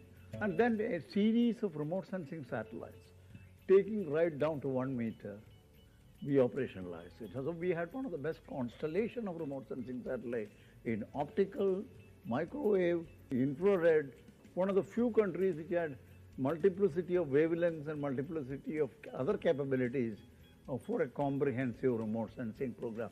India had one of the largest constellations in the civilian domain. One particular mission which has your full signature on it is India's maiden mission to the moon. You took Indian Space Research Organization, which was hovering in the gravity of Earth, outside Earth's gravity to the moon. Yeah, that's a nice way. Chandrayaan 1, which later got christened as Chandrayaan 1, how did you do such an audacious thinking? We have the ability to build spacecrafts which can go to planetary systems. We did an analysis of all that, and that is the one that I presented in Delhi. The other part of it is the question of international cooperation. We got a lot of 6 instruments came from outside. That shows the importance of this. And so the entire process of a planetary exploration has caught the imagination of India, caught the imagination of the international community, and has very, very significantly contributed to the science. There is plenty of problems with the moon, even though it has been visited by Soviet Union and Russia and America. There are the fundamental questions of how the moon came, how it originated, how it evolved was still this thing. And the moon has stopped its evolution after 2 billion years. So you have a pristine object there in space who has not evolved later, whereas Earth has evolved. Other planetary systems have evolved. So if you want to sample something which has not evolved and therefore it gives you a history 2 billion years back, that is the object you should go. So that is another kind of a thing. And lastly, water. There is always this question that tomorrow if you want to really exploit the moon and use it as a platform for other missions, you need water, you need oxygen. And that is something which everybody was searching. It was what you were searching a holy grail, you will say. And that is where we hit the jackpot. If Nobel laureate Dr. C.V. Raman was cutting and shaping diamonds in the last century, in the 21st century, it is Dr. Krishnaswamy Kasturirangan who is shaping India's young diamonds. How difficult or easy was it to formulate a policy for 1.3 billion Indians? The policy that we have crafted is the one that addresses the questions of what kind of requirements are there in the 21st century, dynamic characteristics of the changes in the knowledge spectrum, and the way these changes have to be respected and appropriately responded by the people who do jobs or other kinds of endeavors, the government's determination to upgrade every aspect of education and make sure that research will occupy a central place in the higher education. And obviously, outcomes like Nobel laureate should become much more commonplace than a rarity. And I hope, even in our lifetime, fellow, you will be able to hold more such medals in the years to come to inspire the youngsters and also to make sure that India is a proud place for many Nobel Prize destinations. Thank you.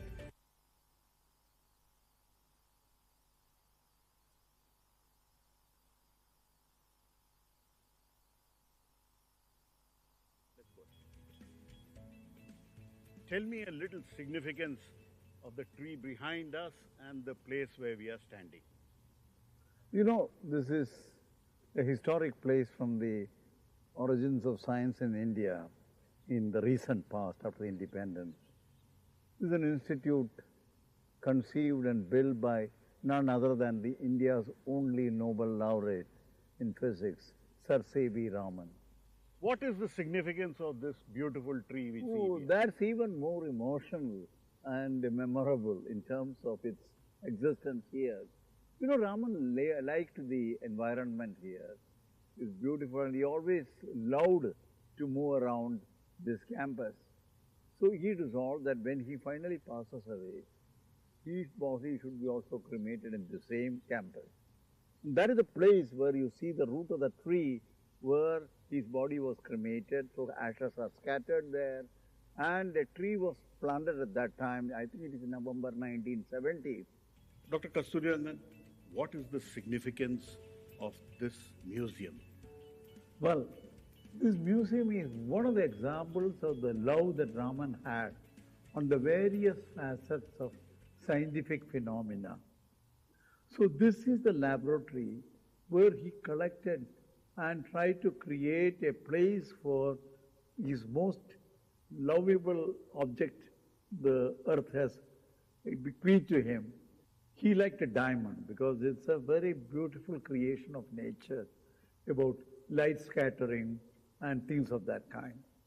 He loved vision because vision is something where there is a lot of physics behind it. Biology and physics is in plenty, vision. And then he liked the tabla and mridangam because it produces all kinds of notes and frequencies. This is not only a place where you have diamonds, a real 600 and odd diamonds in his collection. In fact, there is a story that Mysore Maharaja gave him a full-fledged diamond necklace. Wow. Knowing his interest in diamond, and I'm sure, I understand each of these diamonds were studied, the light scattering characteristics were done.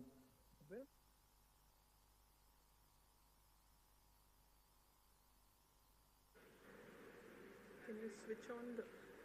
Am I audible? Yeah. So, friends, if we can all start moving back into the auditorium, we'll get started.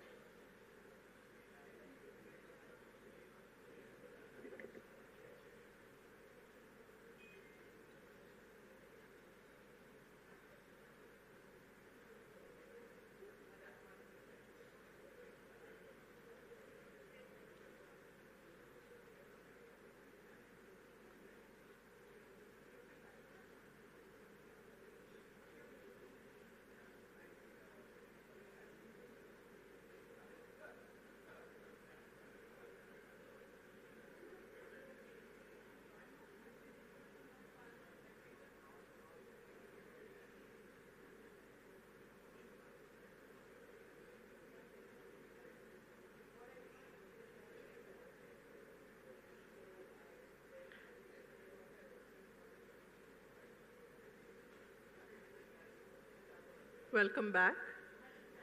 If people can take their seats, we'll continue with the program.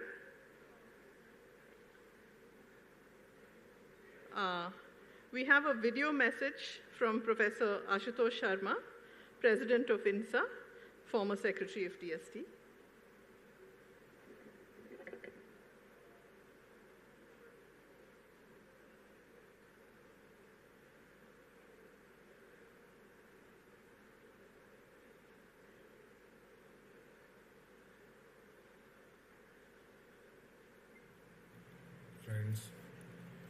We have gathered here with heavy hearts to celebrate the life and legacy of Dr. K Kasturirangan, a visionary leader who has left a lasting mark on India's scientific, technological, and academic landscapes. As a distinguished scientist and former chairman of the Indian Space Research Organization, Dr. Kasturirangan's contributions to the field of space exploration are of course truly remarkable and widely appreciated and known. His leadership played a pivotal role in establishing India as a major spacefaring nation with significant advancements in satellite technology and Earth observations. Some of the notable achievements of his leadership were development of operational remote sensing satellites, successful launch of PSLV and GSLV, and several advancements in space science. As a scientist, Dr. Kasturirangan's research interests included high-energy X-ray and gamma-ray astronomy, and he has made significant contributions to the study of cosmic X-ray sources and celestial gamma rays. As a testament to his exceptional service, Dr. Kasturirangan was awarded numerous honors, including Padma Vibhushan in 2000 and Fellowship of INSA. Today, the Indian National Science Academy mourns the loss of one of its most distinguished fellows. The Indian National Science Academy remembers Dr. Kasturirangan's tireless efforts to promote scientific research and development in India.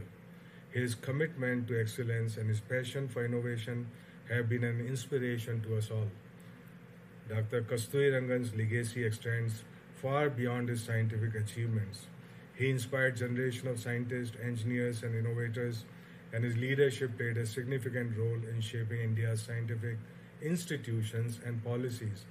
I have had the good fortune and pleasure to interact with him several times over an extended period, especially when I was in Department of Science and Technology. DST remembers Dr. Kasturirangan's tireless efforts to promote science and technology research and development. I recall his keen insights and dedication while chairing several committees of the DST. I was amazed that he personally knew the strengths and weaknesses of a plethora of scientists and their works while serving as the chair of a committee to select the director of an astronomy research institution. I have had several fruitful interactions with him on his plans to steer RRI to ever newer heights. It was later that I realized he had equally brilliant ideas also on higher education, as reflected in that classic NEP 2020, which is a turning point in the history of education in the country. His legacy will continue to inspire us to strive for excellence and push the boundaries of human knowledge. I will greatly miss his easy and friendly mannerisms, helpful nature, and warmth. On my own behalf, on behalf of INSA, I offer our deepest condolences to Dr. Kasturirangan's family, co-workers, and loved ones. His contribution to India's scientific progress will be cherished and remembered for generations to come. Om Shanti.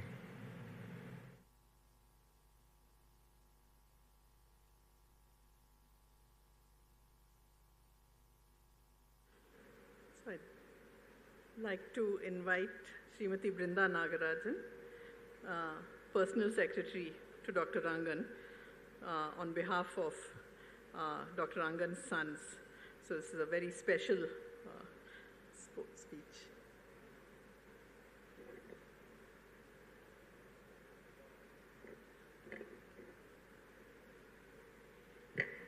Thank you, Professor Dhawan. I express my sincere gratitude to Professor Tarun Saradeep and Professor Raghavan Vardarajan for honoring the request of Rajesh and Sanjay Rangan through permitting me to read their message, and I quote, "It is a missed opportunity to not be able to participate in Dad's remembrance. We always enjoyed going to Dad's workplace to experience his work life, the people he interacted with, and more importantly, the food and drinks we were given. RRI was one of his favorite places as he always found comfort and pleasure working here. In fact, we cherish all the beautiful memories we have spent walking together with Dad in RRI's green surroundings in the evenings.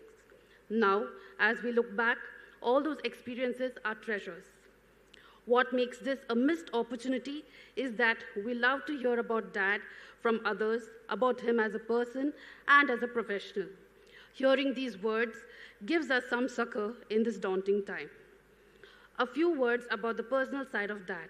He was loving, kind, and constantly concerned about us, even into his late 80s, something I'm sure every parent does. It was great to experience his bountiful energy, whether in person or when I video called him. Ever so often, he would chide us for not taking sufficient care of our physical self through exercise, and we had grown to love hearing the love, concern, and care in this child rather than his annoyance. When we were children, he was similarly energetic and a larger-than-life father in things he did, like how quickly and concisely he wrote a note to my teacher on why I was not able to attend school. When I mentioned this to him, he said that you too will learn it in time. Ever so kind and encouraging.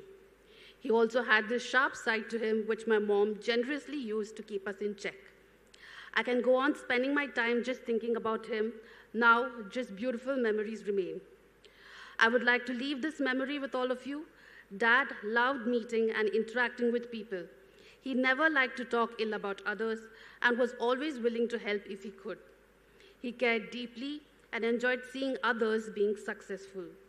He held high standards for himself, be it ethics, knowledge, or commitments, and was always filled with gratitude. To end, we want to thank RRI for taking good care of him to the end, including the excellent arrangements done for the viewing. There are many people past and present in RRI to thank, and I'm afraid I will miss names and therefore not calling out individuals. You know who you are, and we will always be indebted to your love and care for that. Thank you, unquote. If I may take just another minute of your time to share my own thoughts, I would like to start by quoting Dr. Rangan's favorite lines. Life is a many-splendored thing. One should know how to make it interesting, exciting, beautiful, and above all, beneficial to our fellow human beings in the society. These are the words that he lived by until the very end. I'm sure, though we will all miss his presence immensely, Dr. Rangan is immortal through the extraordinary legacy that he has left behind, through the numerous policies he has shaped, the scientific advancements he has pioneered, and the countless lives he has touched and inspired. It would be remiss if I don't mention how truly fortunate I am to have had the unique chance to associate with an individual as remarkable as Dr. Rangan, and an association that has deeply impacted and enriched my life. I was privileged to experience firsthand the unconditional care, love, and warmth and concern that Dr. Rangan would shower anyone around him with. I will miss these the most. I'm forever grateful to RRI for putting me in the extraordinary orbit of Dr. Rangan. Thank you.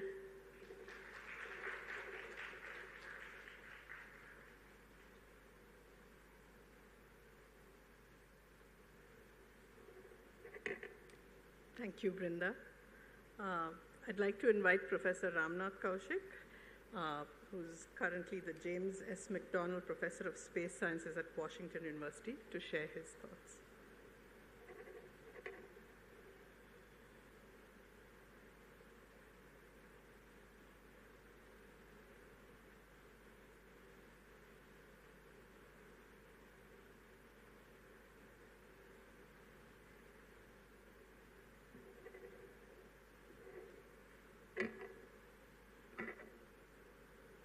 Dear friends, I'll be rather brief.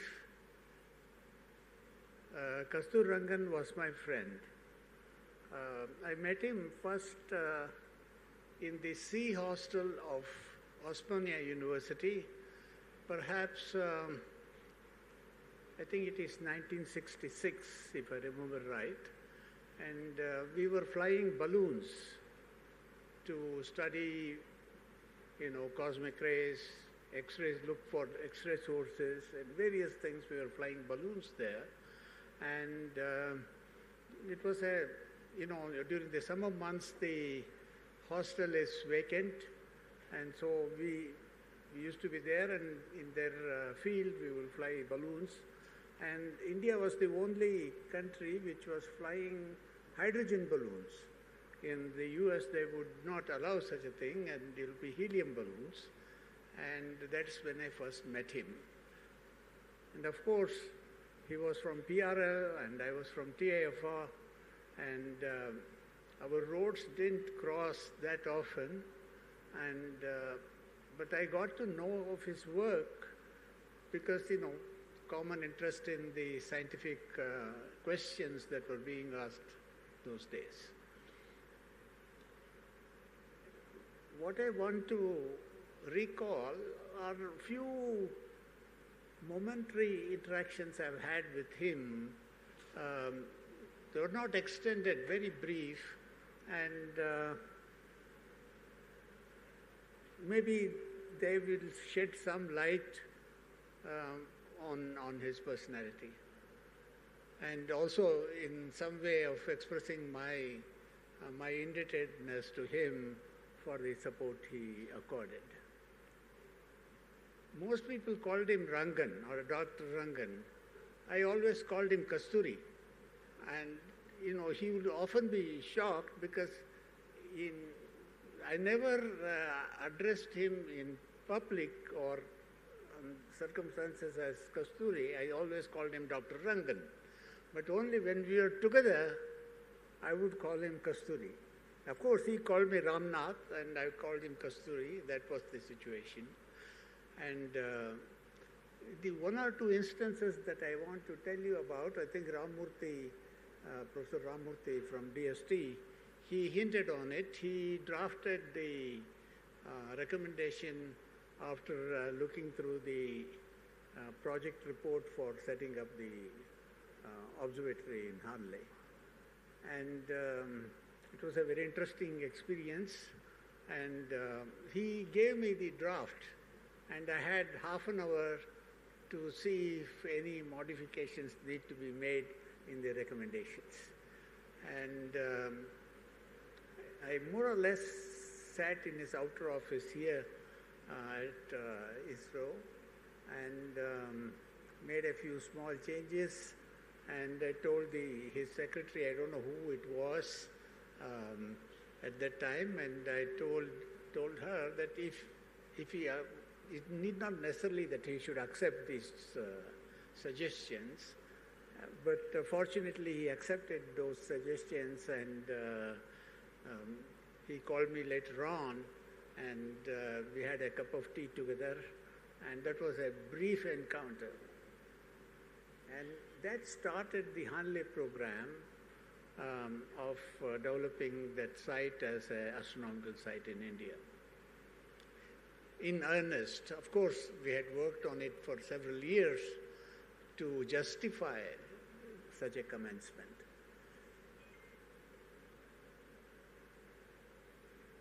The other occasion is that maybe I should go back and say, talking about Hanle, of course, our new director is here. She has written an excellent review of Rangan's contributions. But before Ramurthy, I call them by first name. I mean, pardon me if I don't attach titles to them, because they were close friends. My natural reaction is to call them by first name. And Ramurthy, before him was Dr. Ramrao. And he was the first person to provide initial funds so that we could go and study that thing to make a prima facie case, to make a more detailed survey. So many people have supported it, and the project went on very well, and everything was getting ready. But one important thing was the astronomical images are very data intensive. So just think of some picture. Now in your cell phone you have, I don't know, 5 megapixels or 10 megapixels of camera, and you need to, and it can take a picture in a millisecond or maybe 10 milliseconds. So the data is very data heavy, this transmission of images. And for our CCDs, they were not as advanced as these CCDs. Still the data rate was very high, and we needed a dedicated link from Hanle to Bangalore for downloading the images. Whatever was observed one night will take more than 1 day of continuous connection to Hanle to be able to download the images. So that is, if some experiment was done, some of them was stored and some of them will be transmitted immediately. So this was a very large requirement. And the government of India had a separate division for allocation of bandwidth for communications. Even though the communications was allowed, the allocation of bandwidth was a problem. And I went and talked to Rangan what we should do. And Rangan said, Kasturi said that I only put up the bandwidth capability, transducers I put in there, but I don't distribute the bandwidth. In fact, Department of Science does not distribute the bandwidth. It's a different department of the government. And so we thought what we should do. He said there are some geostationary satellites which have lost their orbit a little bit. That is, because of friction and other things, their speeds change, and it is drifting, and they don't want that. These transponders are there with enormous amount of bandwidth there. So if you want I'll give you access to those if you want, because nobody wants them. But to be able to get that bandwidth, you have to steer your antenna every 15 days to catch it. Most people don't want to do that, but you're a scientific organization, you can do. And I said, happily, yes, this is wonderful, please give it to us. And we started our tests on image transfer using that. And fortunately, by the time of first light, which was 2000 September, I forget the date, there was no real date because we saw the first light between 26th and 27th midnight or something like that. That was when the first light, that is the first image was obtained with the telescope. And by that time, the bandwidth situation had changed, especially thanks to Narayan Murthy. And he has been broadcasting. They are wasting so much bandwidth by delaying people not using it. It's just sitting there. It has to be given out to people. There's more bandwidth than everybody's need. In fact, we can't use the amount of bandwidth that has been put up in the sky. And of course, Government of India changed its procedure for getting the bandwidth. By the time of first light, we had actually a regular bandwidth which is properly done, and success followed. So I recall these moments, brief moments of interaction with him, and even subsequently once or twice, purely as a friend, I would visit him, and we'll have a pleasant afternoon or an evening together. So with these few remarks, I just want to pay my respects to a dear old friend, Kasturi. Thank you.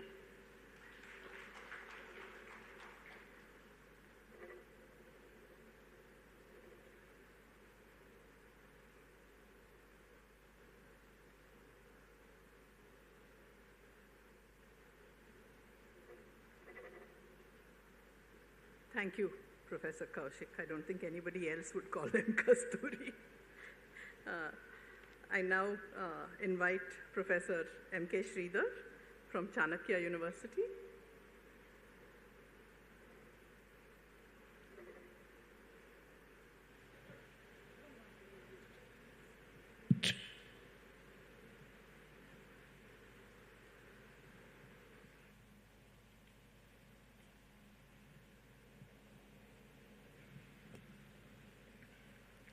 Namaskar.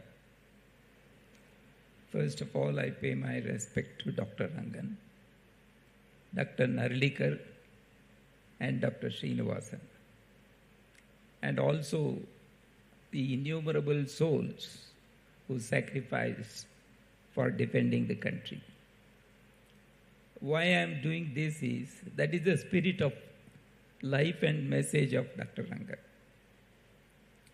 Friends, my association with him starts from 2008 with Karnataka Knowledge Commission first, and then National Education Policy, and then National Curriculum Framework for School Education. What I would like to say is, I have seen and spent time from all dimensions with him, starting from his office to his bedroom and to his puja room, and very frequently to the dining table. So all such moments I have spent with him. So therefore, I am able to give a few of my own thoughts. The first thing what I feel is, He is a transformative leader. He is not just a leader. See, why I call him as a transformative leader is because his known field is science, space, technology, etc. But when he came to Knowledge Commission, it was a state government. He was traveling to unknown world. And when he came to education policy, I am not saying in that sense unknown world, but you have not done that kind of expertise in that. But the way he picked up and the way he developed that vision is extraordinary. So therefore, I feel from known to unknown is one of the transformative leaders. The second thing why I would like to call him as transformative leader, because he leads from head as well as heart. See, these are the two important things. Head, no doubt, is an eminent scientist. But heart for everything, for everyone. So I always call him as Dr. Rangan 360-degree outreach person. He will reach out to everyone. For example, when a meeting is going to start, as soon as he comes, he will go and visit everyone and shake hands, not only just the members, but all others who are sitting. See, this is the kind of spirit. And I remember when we visited Karnataka University, Dharwad, there was an interaction with students.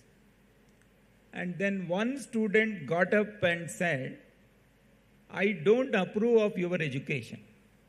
We had gone there to seek their views on education. And the student said, Dr. Rangan, see, I pass in everything but in one subject, but you call me as a failed student. That was in 2010.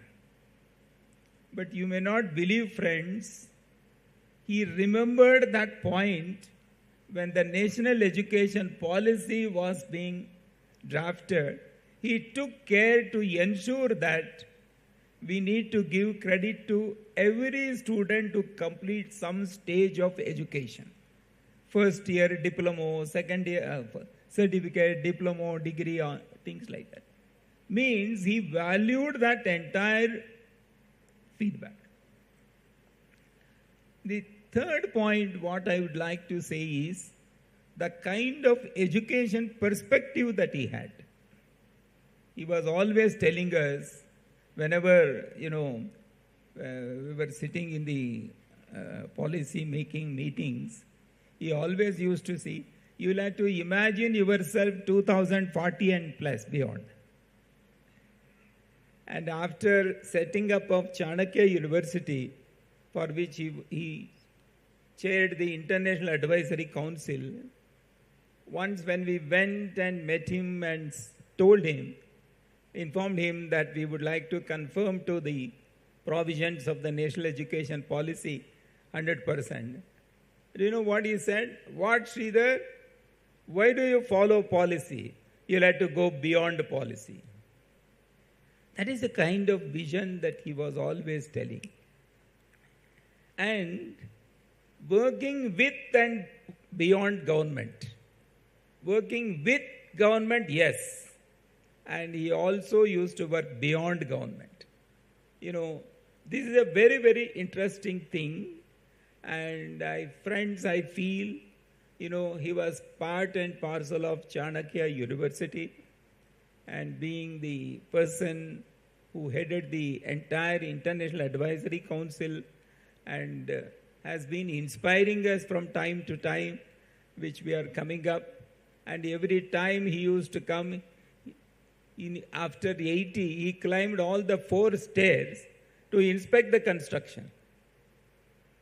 When he was not well, he came.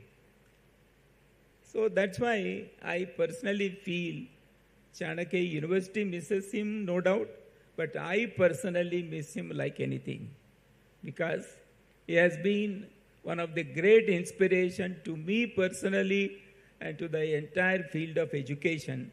So I pay my homage, and the real homage comes not just from expressing words, but putting that entire spirit into action. Thank you. Namaste. Thank you.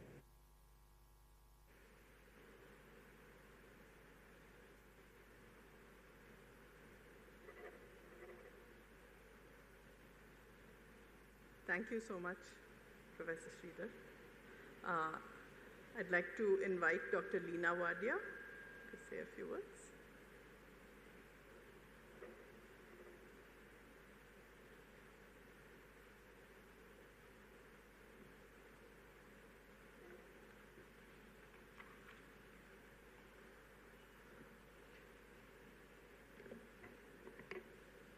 I want to start by saying thank you to RRI and the Indian Academy of Sciences.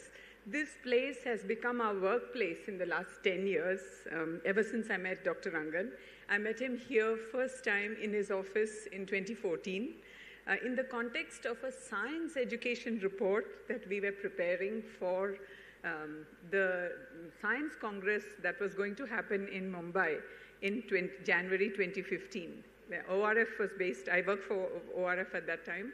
ORF was based in Bombay, and so I flew over to discuss the report with Dr. Rangan, and I was surprised at the extent of interest he took in the report. He helped us to write a very strong report. In fact, that report already talks about his love, which was mentioned here, human resource development. It talks about making a strong research workforce in universities, and it talks about encouraging entrepreneurship and so on. The next thing that happened was that by the time we finished this work, the Government of India had announced the National Education Policy.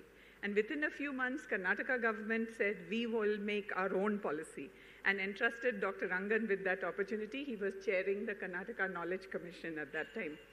So he made me the member secretary of that committee. I didn't know what it meant, but I realized that it was about writing the policy. But that gave me a lot of quality time with him, because I ended up sitting down with him and poring over details. So what that exercise, the committee to create the KSEP was a stellar one. So many luminaries. When I look back, I think that we all got a preparation for the national education policy, which we didn't know was coming, but it was on its way. So we submitted the KSEP in October 2016. Then in 2017, he called me and said that I have been asked to make the national policy. I have a committee. I'm trying to make a research group. Would you like to be on it? I couldn't believe what I was hearing. I mean, what an opportunity. So I turned around and asked him, do you really need to ask? And he started laughing. Then he said, okay, so that's it. That's how we started. And, my observation is that he was completely cognizant of how large the opportunity to impact the country was through the national education policy, impact the life of every child in a positive way. So everything he did after that reflected that knowledge, and therefore his incredible hard work, long hours and so on. And he made sure that the policy was inclusive both in its consultations and in broad-based acceptance. So he went out and drove for 4 or 5 hours to meet people who wanted to give him inputs, and they couldn't come.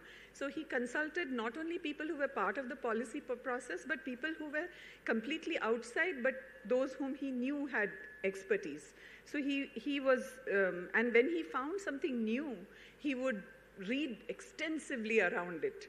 And so people have talked about him being a consensus builder, and that's what he was doing, that he was unearthing so many facts that in the end, the recommendations of the policy just fell out by consensus, most of them. I'm witness to that, actually.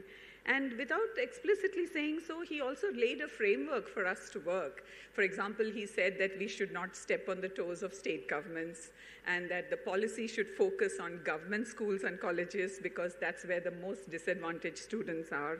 That the policy must invest in teachers and be aligned with India's development goals and many things like that. Once he put that framework, it was easy to do research and bring out policy recommendations. And, some of that research resulted in this, focus on foundational literacy and numeracy, which is now so big in India, and also things like recommending teaching children 2 to 3 languages before the age of 10, which has now become a very politicized, but it's clear that from research that children learn any number of languages very easily until the age of 10. So we should obviously make use of it. But in India, there are very large percentage of schools that are single teacher schools. So the question of teaching them a second language doesn't arise. The same teacher cannot talk 2 languages to the children, it confuses them. So all of that happened. And, he was, he referred to his work on the national education policy as the mother of all his responsibilities.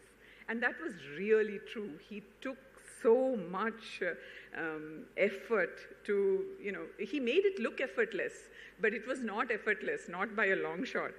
When the policy became public, his stress levels and strain levels went up several notches. All of us are witness. That policy document, the draft policy is 400 plus pages. And, for him to be on top of everything was so hard. All of us, we had chapters allocated to us, like I had research and some other chapters, but he couldn't afford that. He had to know everything about every chapter. And I remember that sometimes he would call us and confirm some things before going on NDTV, for example, to be roasted by Vishnu Shom, So I don't want to close without talking about 2 policy recommendations that Dr. Rangan made his own, actually. The first was the National Education Commission, the recommendation to create a National Education Commission. This was an incredibly bold move to try to reform governance of education in India. He suggested the creation of a National Education Commission, which in his own words was a unique reform that would bring in a new approach to governance that will draw considerable expertise through educationists, researchers, and professionals, and provide oversight of the educational system that is consistent with the objectives of a 21st century education. And he placed it under the leadership of the Prime Minister. And he goes on to say why. I won't read that. But you see, this National Education Commission was supposed to provide continuity across elected governments and transferring secretaries and, for the 20 years that the policy was supposed to be valid, And it would have, with Prime Minister at the lead, it would have helped to bring additional investment. It would have brought deeper cooperation with the states. Right now, we don't have that. Government of India is working very hard, but Government of India takes care of less than 10% of the student enrollment in the country. So, but this recommendation didn't even make it out of the draft policy into the main policy. So that's tragic, actually, The other recommendation was about the National Research Foundation. Of course, scientists have been talking about wanting a US NSF type of organization in the country for a very long time. And from the beginning, it was decided that the policy would have a chapter on research. And Manjul and I were allotted to that task, actually. So we went to Dr. Rangan's house in February 2018. He was recovering from an illness then. But it was amazing how in just a few minutes, he added so many touches that were uniquely his, So I'll read out some of them. Of course, the NRF was primarily to be an instrument for building research capacity in universities, something that has been neglected since independence, okay? It would cover research in all disciplines, he underlined that. Then he said that the existing science ministries must continue, but they will be encouraged to contribute 2% of their funds to NRF so that linkages between the science ministries and universities could be built up. he also said that a lot of the strategic ministries like space and defense have a lot of non-strategic research. So he wanted them to hive off some of their non-strategic research to universities so that the linkages again with these departments and would be built up and capacity would be built up in strategic areas. And of course, PSU and industry and businesses would be encouraged to join. Okay, so that was the report. And of course, he said something else, because he always believed in the importance of expertise. So he said that expert researchers from all academic institutions in the country must be invited to participate in capacity building. Okay. And the last thing he said was that the line ministry that will serve the NRF, which would be an autonomous institution, must be the education ministry, because that is the ministry that has connection with all the UGC and accreditation and everything else. So that was his vision. Unfortunately, as soon as the policy came out, the Ministry of Education said, no, this is not, hamare bas ki baat nahi hai, we can't do it, and so it started unraveling. But to get back to the NRF, we wrote our first draft, Manjul and I, and at the same time, what was happening was that Spenta was working on a report on basic sciences. And he had this long 8-page dense report on encouraging research and education in the basic sciences ready. So he had shared it with Manjul. So Manjul started circulating our draft and Spenta's draft notes together to many scientists. And immediately we got lots of similar feedback, like Professor Shashidhara sent in some report from ISRO, other people, Vijay Raghavan said that they were thinking of similar things.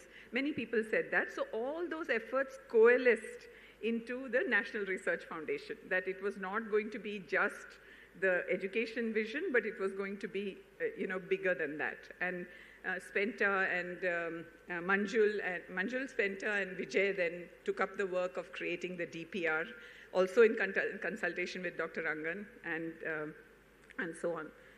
So, but today's ANRF is what has become reality is a science funding organization which is a substitute for SCRB, and that was never the intention. What has been lost is the sharp focus on capacity building, on human resource development, which in all fields that NRF was supposed to do. So I used to talk to Dr. Rangan about all this, and he was well aware that the implementation of the policy was not going as well as it could, But he also had a very keen sense of the battles he could win and the ones he could not win. So there were many people in government continuously consulting him. He was mentoring all of them, but they couldn't get key recommendations through. And he knew that that was a battle he couldn't win, and he let it pass. So I used to bug him very often, saying that, Dr. Rangan, why don't you call this person and say something? Why don't you call that person and say, do this? Why don't you try harder? And then he used to just look sadly at me and say that, we have done our best. And it is now for other people to take it forward. So in his own lifetime, he had handed the baton over. But what is not clear is that who is picking up the baton? And I think what we can do as a tribute to him would be to push the education policy to its potential.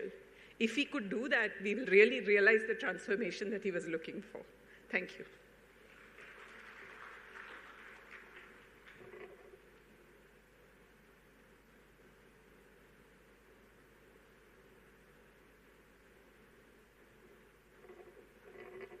Thank you, Dr. Wadia, for that wonderful memories and a reminder of the challenges ahead. We have now an audio message from Professor Sushanta Dattagupta. In remembering Dr. K Kasturirangan, I'm recalling my council days in the Indian Academy when I had my first closest interaction with him for nearly 6 years. To me, he was an epitome of a gentleman, easy to approach and converse with. We could argue with him, not always in agreement, and he would listen with a smile and calm on his face. It was hard to decipher the firm resolve of the rocket man behind his polite demeanor. I had occasionally wished, though, that he could take a more definitive stand in conveying the Academy's concerns to the government on various academic issues, given the prominent position in decision making that he enjoyed. Along with the Indian Academy, I also served with Dr. Kasturirangan as president in a committee of the Council of the Indian Institute of Science on faculty promotion matters. These interactions brought him closer to me later as a friend and well-wisher, which gravitated him to Shantiniketan on 2 occasions when I had served Vishwabharati. We had him inaugurate the new Integrated Science Building in April 2014. Vishwabharati was also honored to have him as a recipient of the highest award, Deshikottam. I use this occasion to pay my deepest respect to Dr. K Kasturirangan.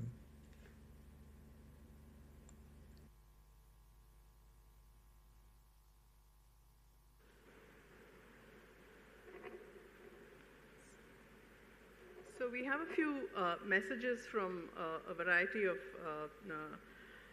eminent scientists, and the first one will be read by Tarun from Dr. Kakudkar.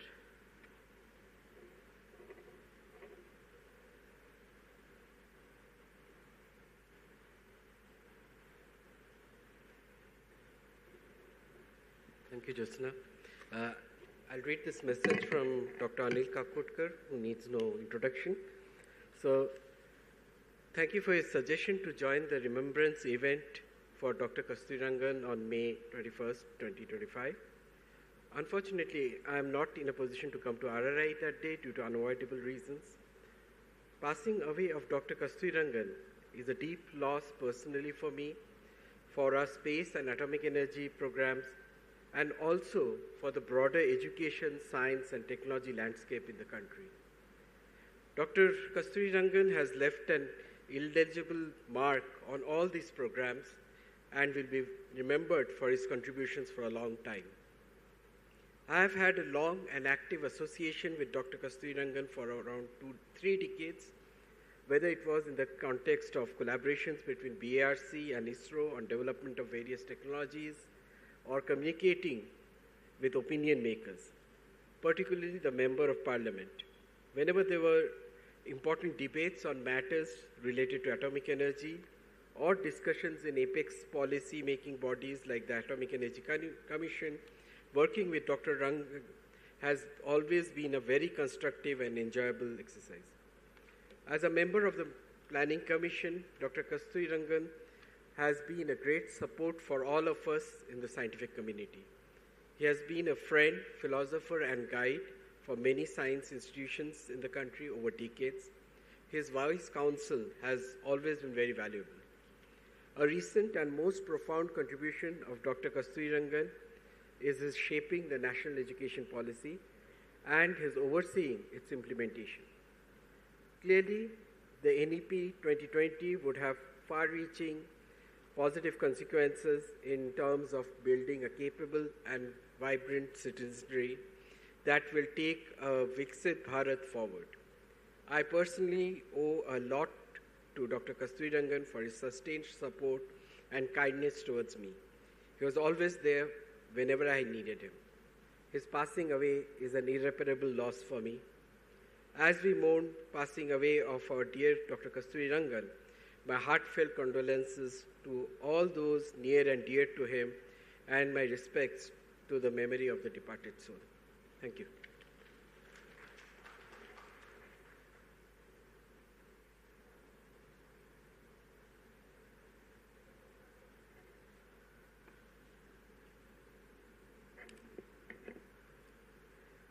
Thank you, Tarun. I'm going to read out a message from Professor Ajit Kembavi, who's from IUCA, a former director of IUCA. This is a tribute that he sent us. He says, I was to travel from Hubli to Bengaluru to be present and say a few words at this memorial meeting for Dr. Kasturirangan. Instead, I'm traveling from Hubli to Pune for Professor Jayant Narlikar's funeral. These are indeed sad times. Like many of us, I've known Dr. Rangan closely for so many years that I've forgotten when I first met him and got him to know him well. He was a father figure, kind, knowledgeable, wise, always approachable and ever ready to help. Many of us have benefited directly and indirectly from interactions with him. I was able to walk into his office more or less freely wherever it was.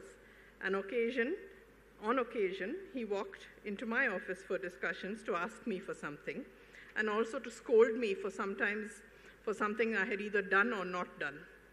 Much would have already been said about Dr. Rangan in this meeting, so I'll limit myself to just a few interactions. In the years before the LIGO India project was approved in principle in 2016, I had a number of meetings with the great and the good, seeking their help for getting the project approved. One such meeting was with Dr. Rangan in the boardroom at the RRI, at which some of my colleagues, including, I believe, Tarun Sauradeep and Bala Iyer, were present. Dr. Rangan was being cautious and neutral, considering the scale and cost of the project and the evident difficulties in implementing it. Then he was shown a slide prepared by Professor B. Satyaprakash, which presented the tremendous improvement in source localization which would be achieved if a LIGO detector were to be placed in India. Dr. Rangan said he needed no further justification, and he became an ardent supporter of the project. In 2011, the Planning Commission set up a task force under the chairmanship of Dr. Rangan to consider the setting up of new inter-university centers like IUCA during the 12th five-year plan. I was member secretary of the task force and had to closely interact with him and other distinguished members of the committee to prepare a report. We had several meetings over a period of time and made potentially far-reaching recommendations for setting up a number of interdisciplinary IUCs. But in spite of the evident success of the existing IUCs and the promises for the future, the report was never implemented. The last significant interaction I had with Dr. Rangan was a couple of years ago in my office in IUCA with Professor Naresh Dadhik, who was also present. The issue was a plan then in the air to fundamentally alter the nature of the IUCs, including the IUCA, bringing all of them under one umbrella with the structure of a deemed university. There was a great nervousness about the plan since it could potentially undo few decades of progress and severely affect the careers of talented scientists working for the IUCs.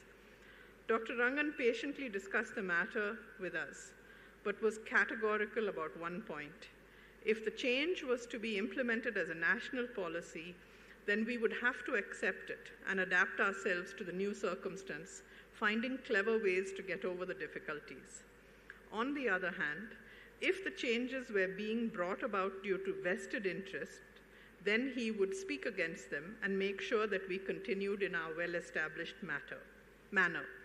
I do not know what he said or did, but the clouds soon lifted and we continue to be as we always were.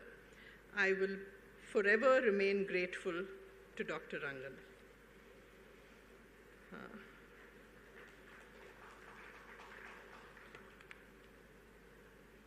I think there's a message from Professor Ravi Subramaniam, the former director of RRI, which will be read out by Tarun.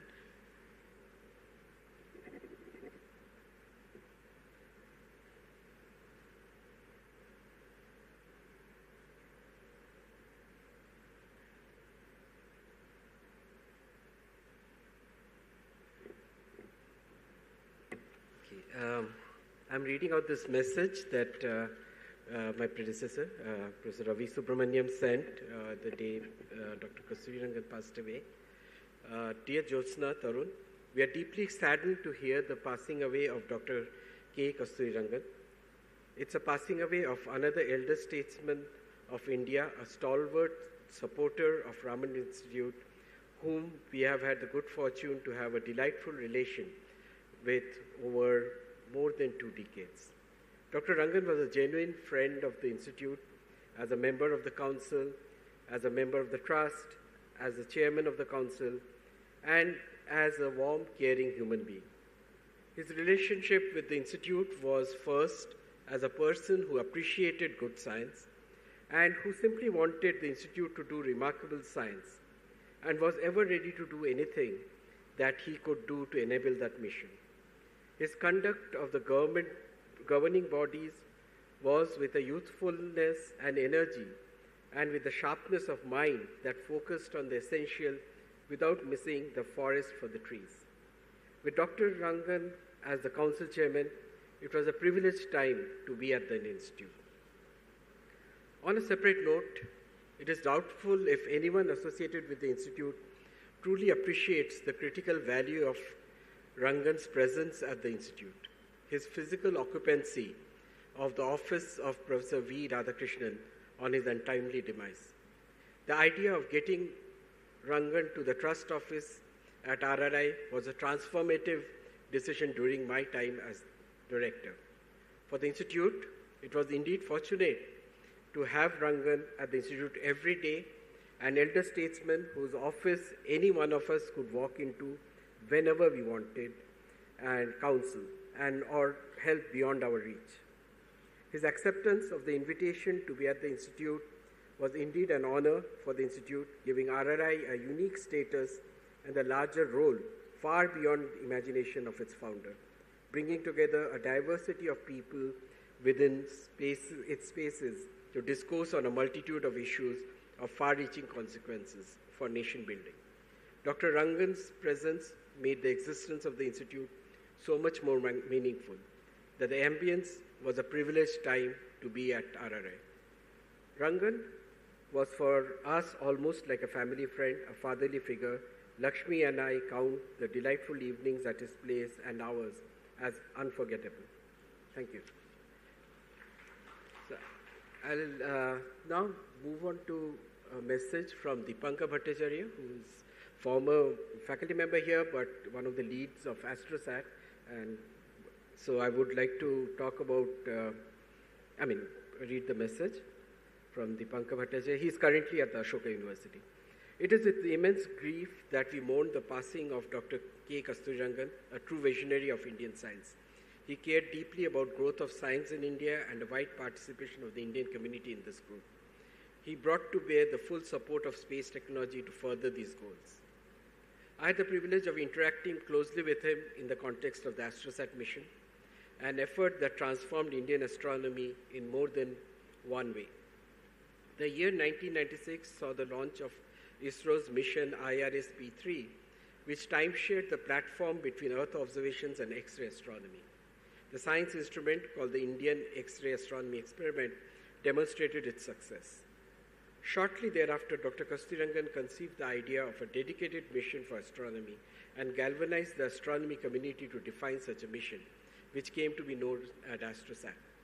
He led brainstorming sessions at the ISRO headquarters during 96-97 with members of the scientific community to initiate the concept and gave us all a clear mandate: niche science capability and a wide community participation.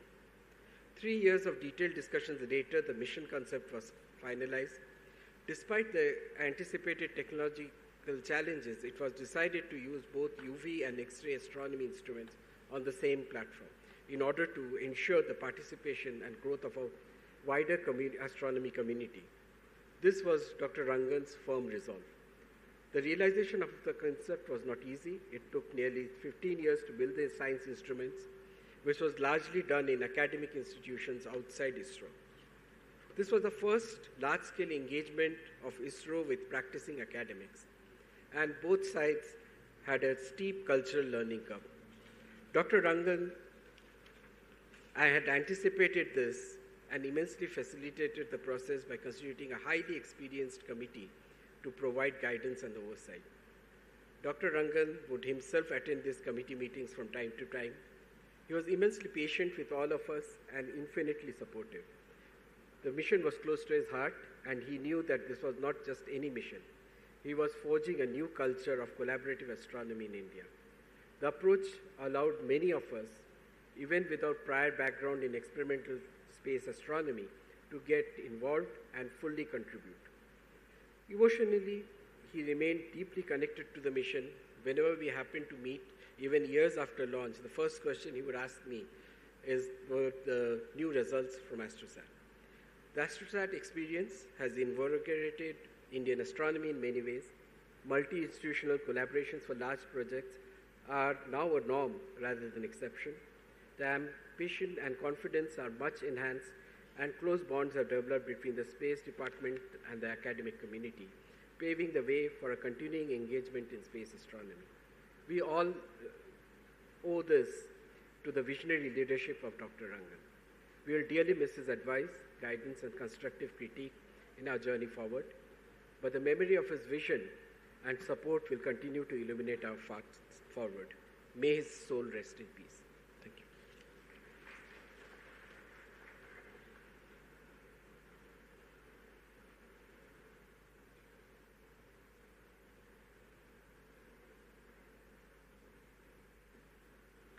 Thank you, Tarun.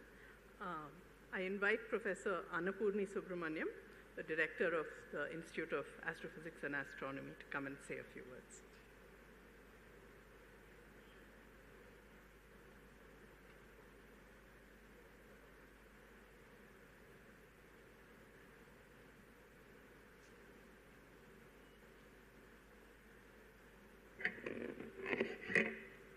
Namaskaram.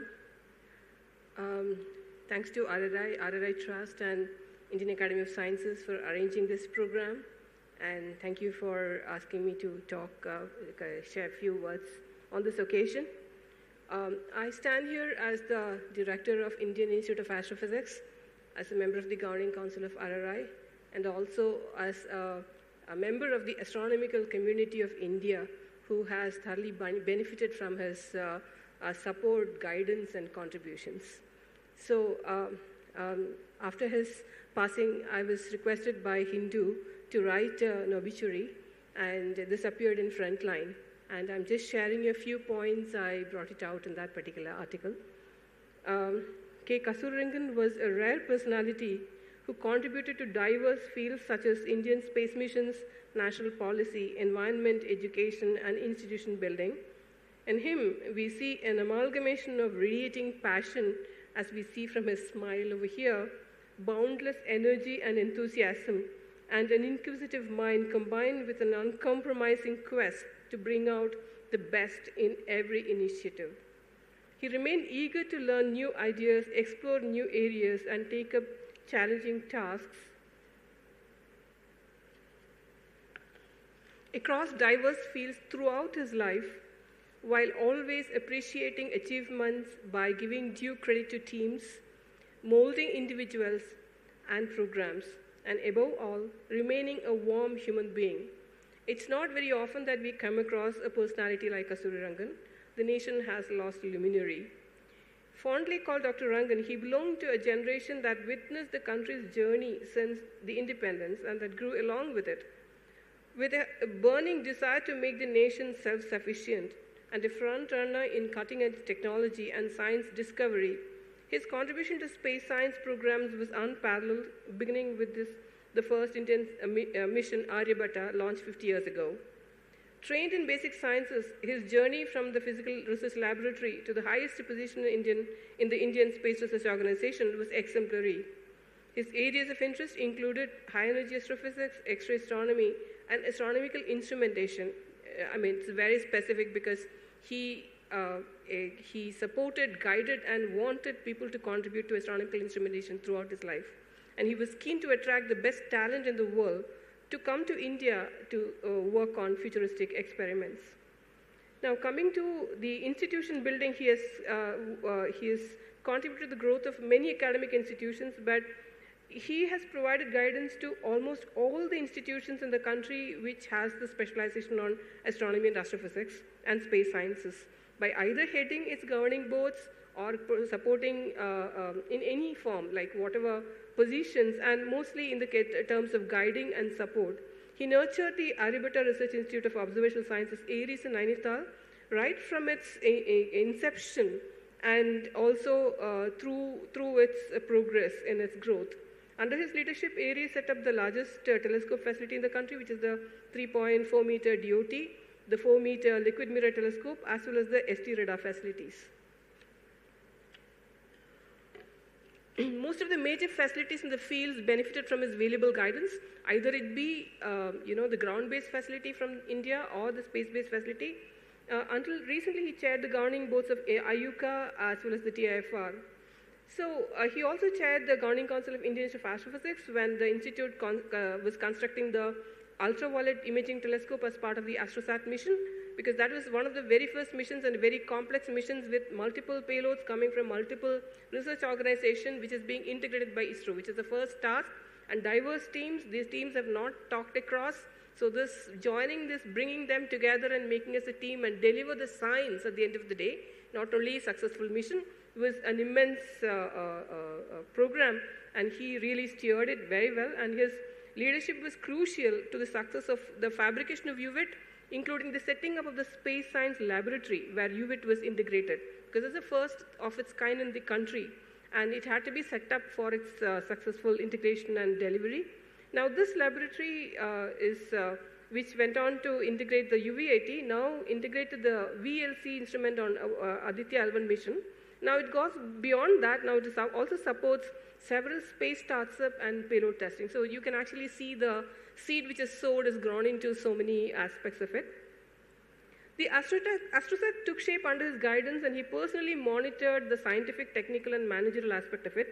He co-authored the article summarizing the 5-year scientific achievements of Astrosat mission.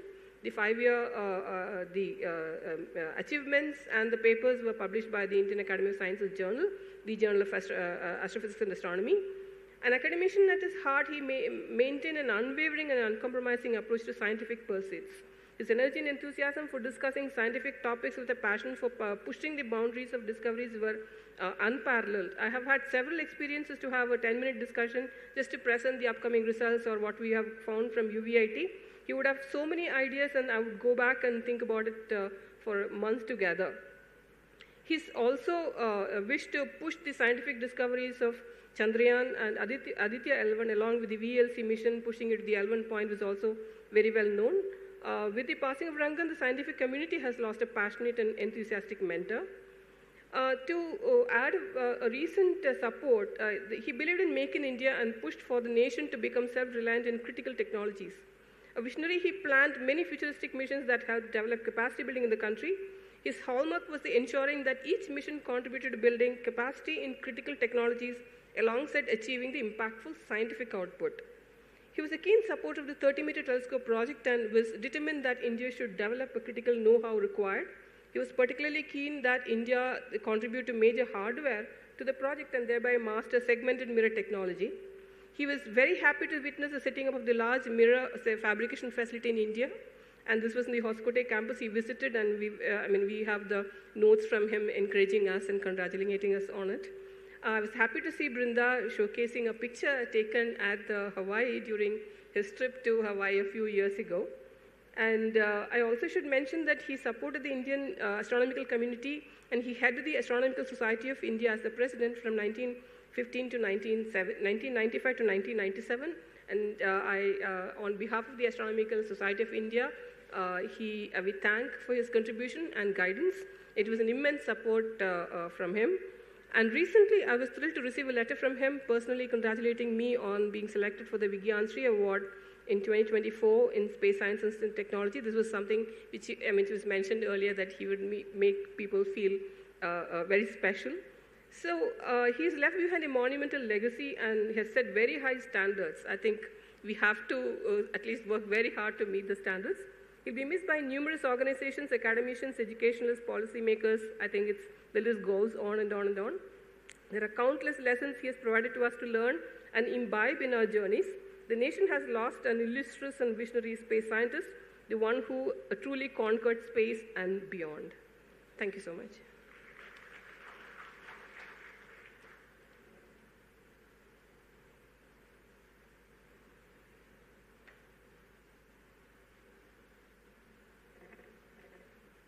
Thank you, Professor Annapurni.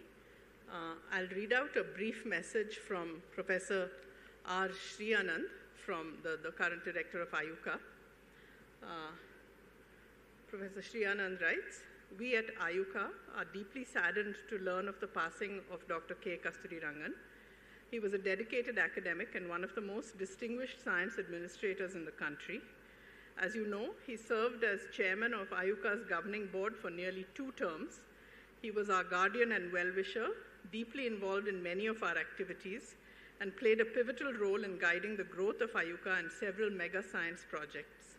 I personally benefited greatly from his wisdom and support. We will truly miss him and his guidance. Our heartfelt condolences to his family." I'd like to invite Professor Sandeep Trivedi, former director of TIFR, to share his memories.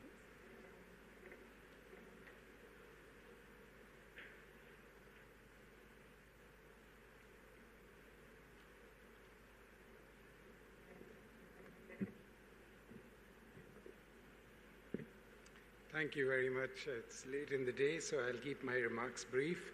It's, of course, a great privilege to be asked to speak here today. Thank you for that.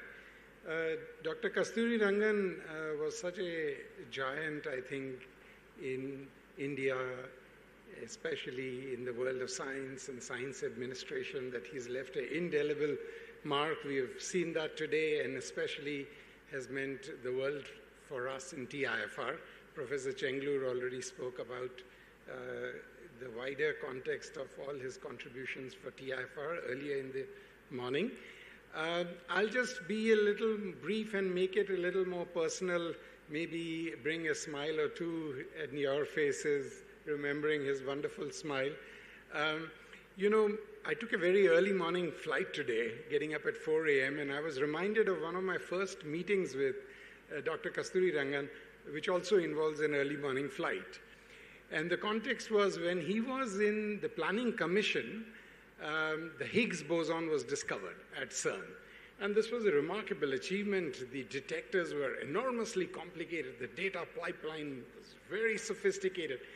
And India, in particular, TIFR had built part of the edgy calorimeter of the CMS detector and also helped in the data pipelines. So anyway, I got a message from the TIFR director, my predecessor, Professor Barma, that I was to go to the planning commission and make a presentation to Dr. Kasturirangan and a few other members of the commission, telling them about the significance of this discovery, India's role, and so on. Now, I was a greenhorn, but even I knew this was a big deal. So I prepared very hard and had a presentation ready. But on the fateful morning, somehow my alarm didn't go off. And I scrambled and tried my best, but I reached Dr. Kasturirangan's office an hour late. Now, I was quaking in my boots. Very sheepishly, I started mumbling something. He cut me off immediately. He said, understanding what had happened, and wagging his finger, he said, "You overslept. You missed your flight." And then when I thought he was going to give it to me, suddenly he broke out into the smile. And in fact, started laughing, and he said, "You know, that's the problem with you scientists. You can never get up early."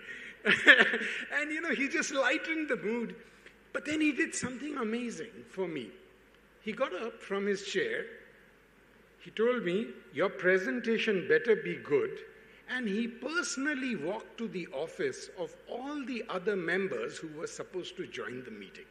And he told each one of them, he said, "Look, this young man has come. He's delayed things, but he's got a great presentation. Please spare the time." And, you know, because of that personal, the personal touch, they must be, I don't know how busy, but they all put aside what they were doing, joined the meeting. We had a wonderful 2-hour interaction in which Dr. Kasturirangan, in fact, intervened scientifically at some key points, explaining things more clearly, you know, to a wider audience than I could have. The whole thing left such a big impact on me. And at the end of that, you know, he said to me, he said, "Okay, you did a good job. Now you have earned your lunch. Come over and have dosas at my place." So, you know, the generosity of spirit, the kindness, goodness. And also I felt here was somebody, he saw the situation and turned it around and made the best of it. These had a big impact on me. Of course, I saw all this much more as TIFR director, where I had the privilege of having him on the council and also on the Atomic Energy Commission, and it was invaluable. I have to say that there were many occasions after the council meeting when I used to request him to stay back and help me decode what had been said in the council. Because you see, there are people with varied experiences. I'm a scientist. I couldn't always figure out. And Dr. Rangan was always very generous. He would stay back. And I could just see how he was so naturally a gifted scientific administrator. He could see issues from many different points of view. He knew which issues could be pushed, which couldn't, which battles were worth fighting, which one shouldn't. And of course, he knew many people, anything he could do. He was generous to a fault, he would help. It was just invaluable. He understood what TIFR was about, why you had to preserve our core and our autonomy, and was an invaluable ally. I cannot express my indebtedness to him, and I think the institution and many institutions which he was part of owe him a tremendous amount. I'll just end with one more small thing, and Jairam mentioned this. One of the wonderful traditions is that prior to the council meetings, the TIFR director has dinner with the out-of-station members. And this meant usually Professor C.N.R. Rao and Dr. Kasturirangan, and then afterwards, when Professor Rao was no longer on the council, just Dr. Kasturirangan. And these were wonderful opportunities, some of my most cherished memories, because I could sometimes draw him out to talk about his own, personal recollections and so on. And he spoke with great feeling about the influence his mentors in ISRO, Professor Dhawan and of course, Dr. Sarabhai himself and so on, had on shaping him. And he gave me one example, and then would always connect it to what we could do in TIFR. So I felt there was also a sort of very gentle mentoring that he was doing in the process. And so he told me once about how, when he was not very senior, and he has written about this in space in his book, Professor Dhawan called him and said, you must give a major public talk in the Indian Academy of Sciences, so I want to mention it here, on transparency in failures. Everybody knows about our successes in ISRO, he said, but I want you to talk about our failures. Because if the public doesn't understand how we deal with failures, they will never trust us in full measure. And so Dr. Kasturirangan said this was daunting, but he tried to rise to the challenge with a lot of help from Professor Dhawan, and how that changed his thinking and how this kind of a culture changed ISRO over time. And then he told me at the end of that conversation, he said, so you see, Sandeep, it's very important to review your institution. It's important to know what TIFR does well, but it's more important to know what we are not doing well, and it's important to acknowledge where we have failed. And, it was really something, I think it came from a deep sense of integrity, in his heart, about what science should be, honesty.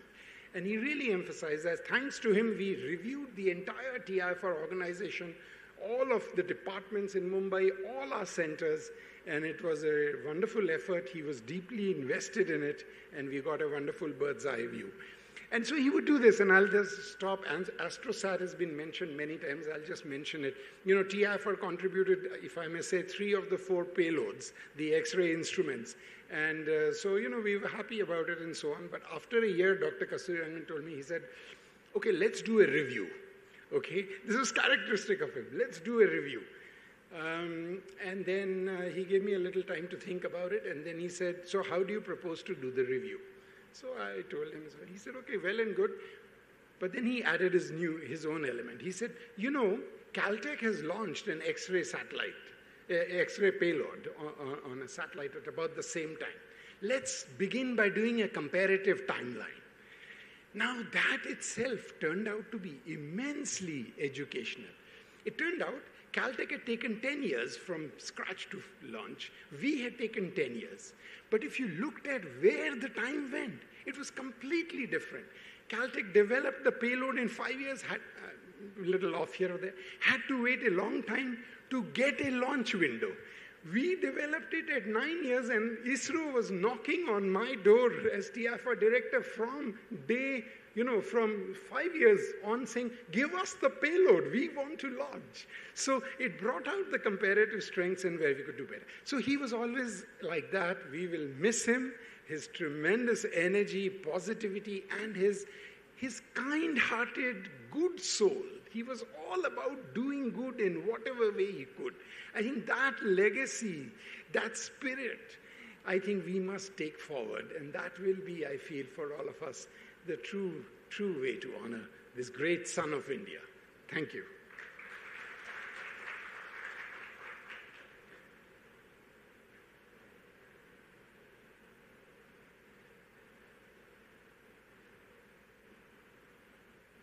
Thank you, Sandeep. Wonderful memories. So we're going to end with a brief sort of personal recollections from me.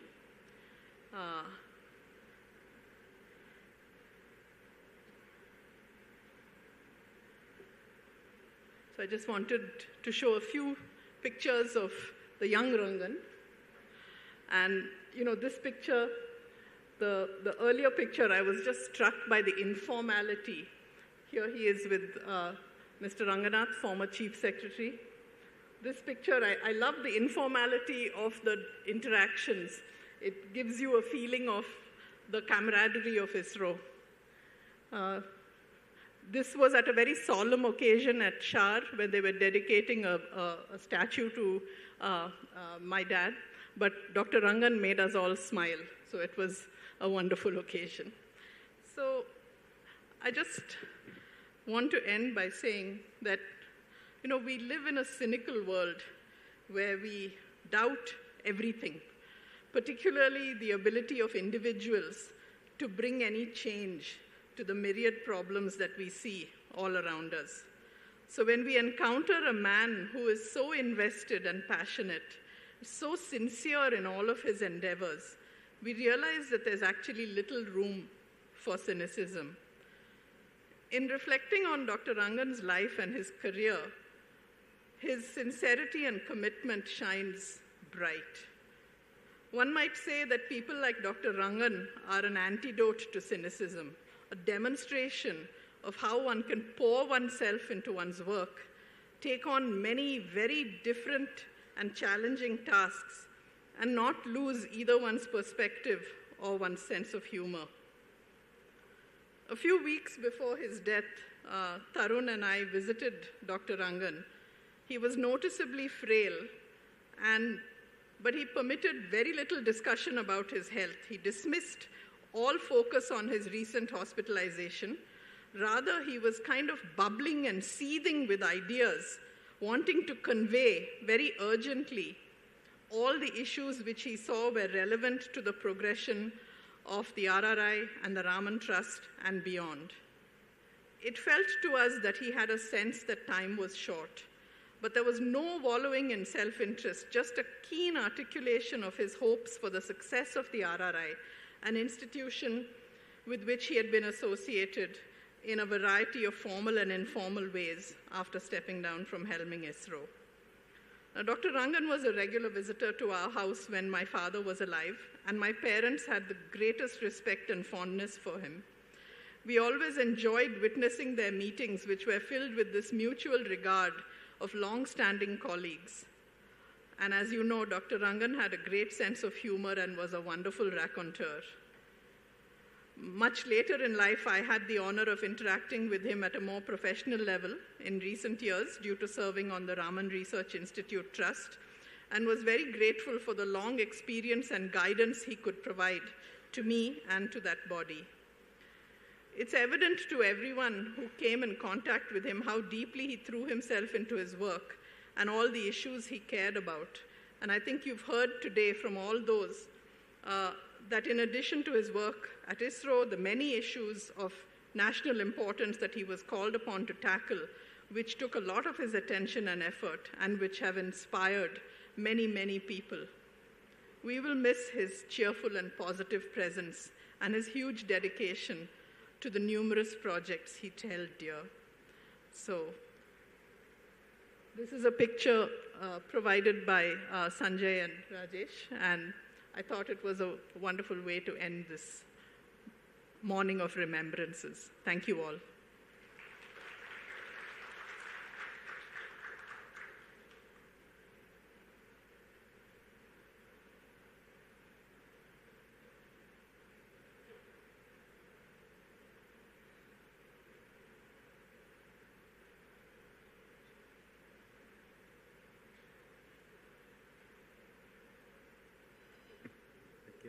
On behalf of the Raman Research Institute, RRI Trust, and the Academy, let me again thank you all for being here, being a part of this event where we remembered a great soul, not only an inspiring person. I genuinely say that, to me, he is someone who just transformed how I was thinking about going forward in various things. And I should also take this occasion to mention that the meeting was to be attended by Professor Shriyanand, Professor Shomak Rai Chaudhary, and Professor Ajit Kembhavi. They are the three directors of IUCA, and IUCA, where I come from, deeply benefited from Dr. Rangan over many years. And unfortunately, yesterday we had another great loss to the Indian science community. We lost Professor Jayant Narlikar, who passed away peacefully in his sleep. And I'm really glad that IUCA people turned around and they have sent at least the messages to be read. And I should also mention that they have placed a wreath on behalf of Raman Research Institute and the Trust at the funeral that's happening today. Thank you very much. We'll break for lunch. Not break, we'll end with a lunch, and please join us for lunch in the adjoining room. Thank you.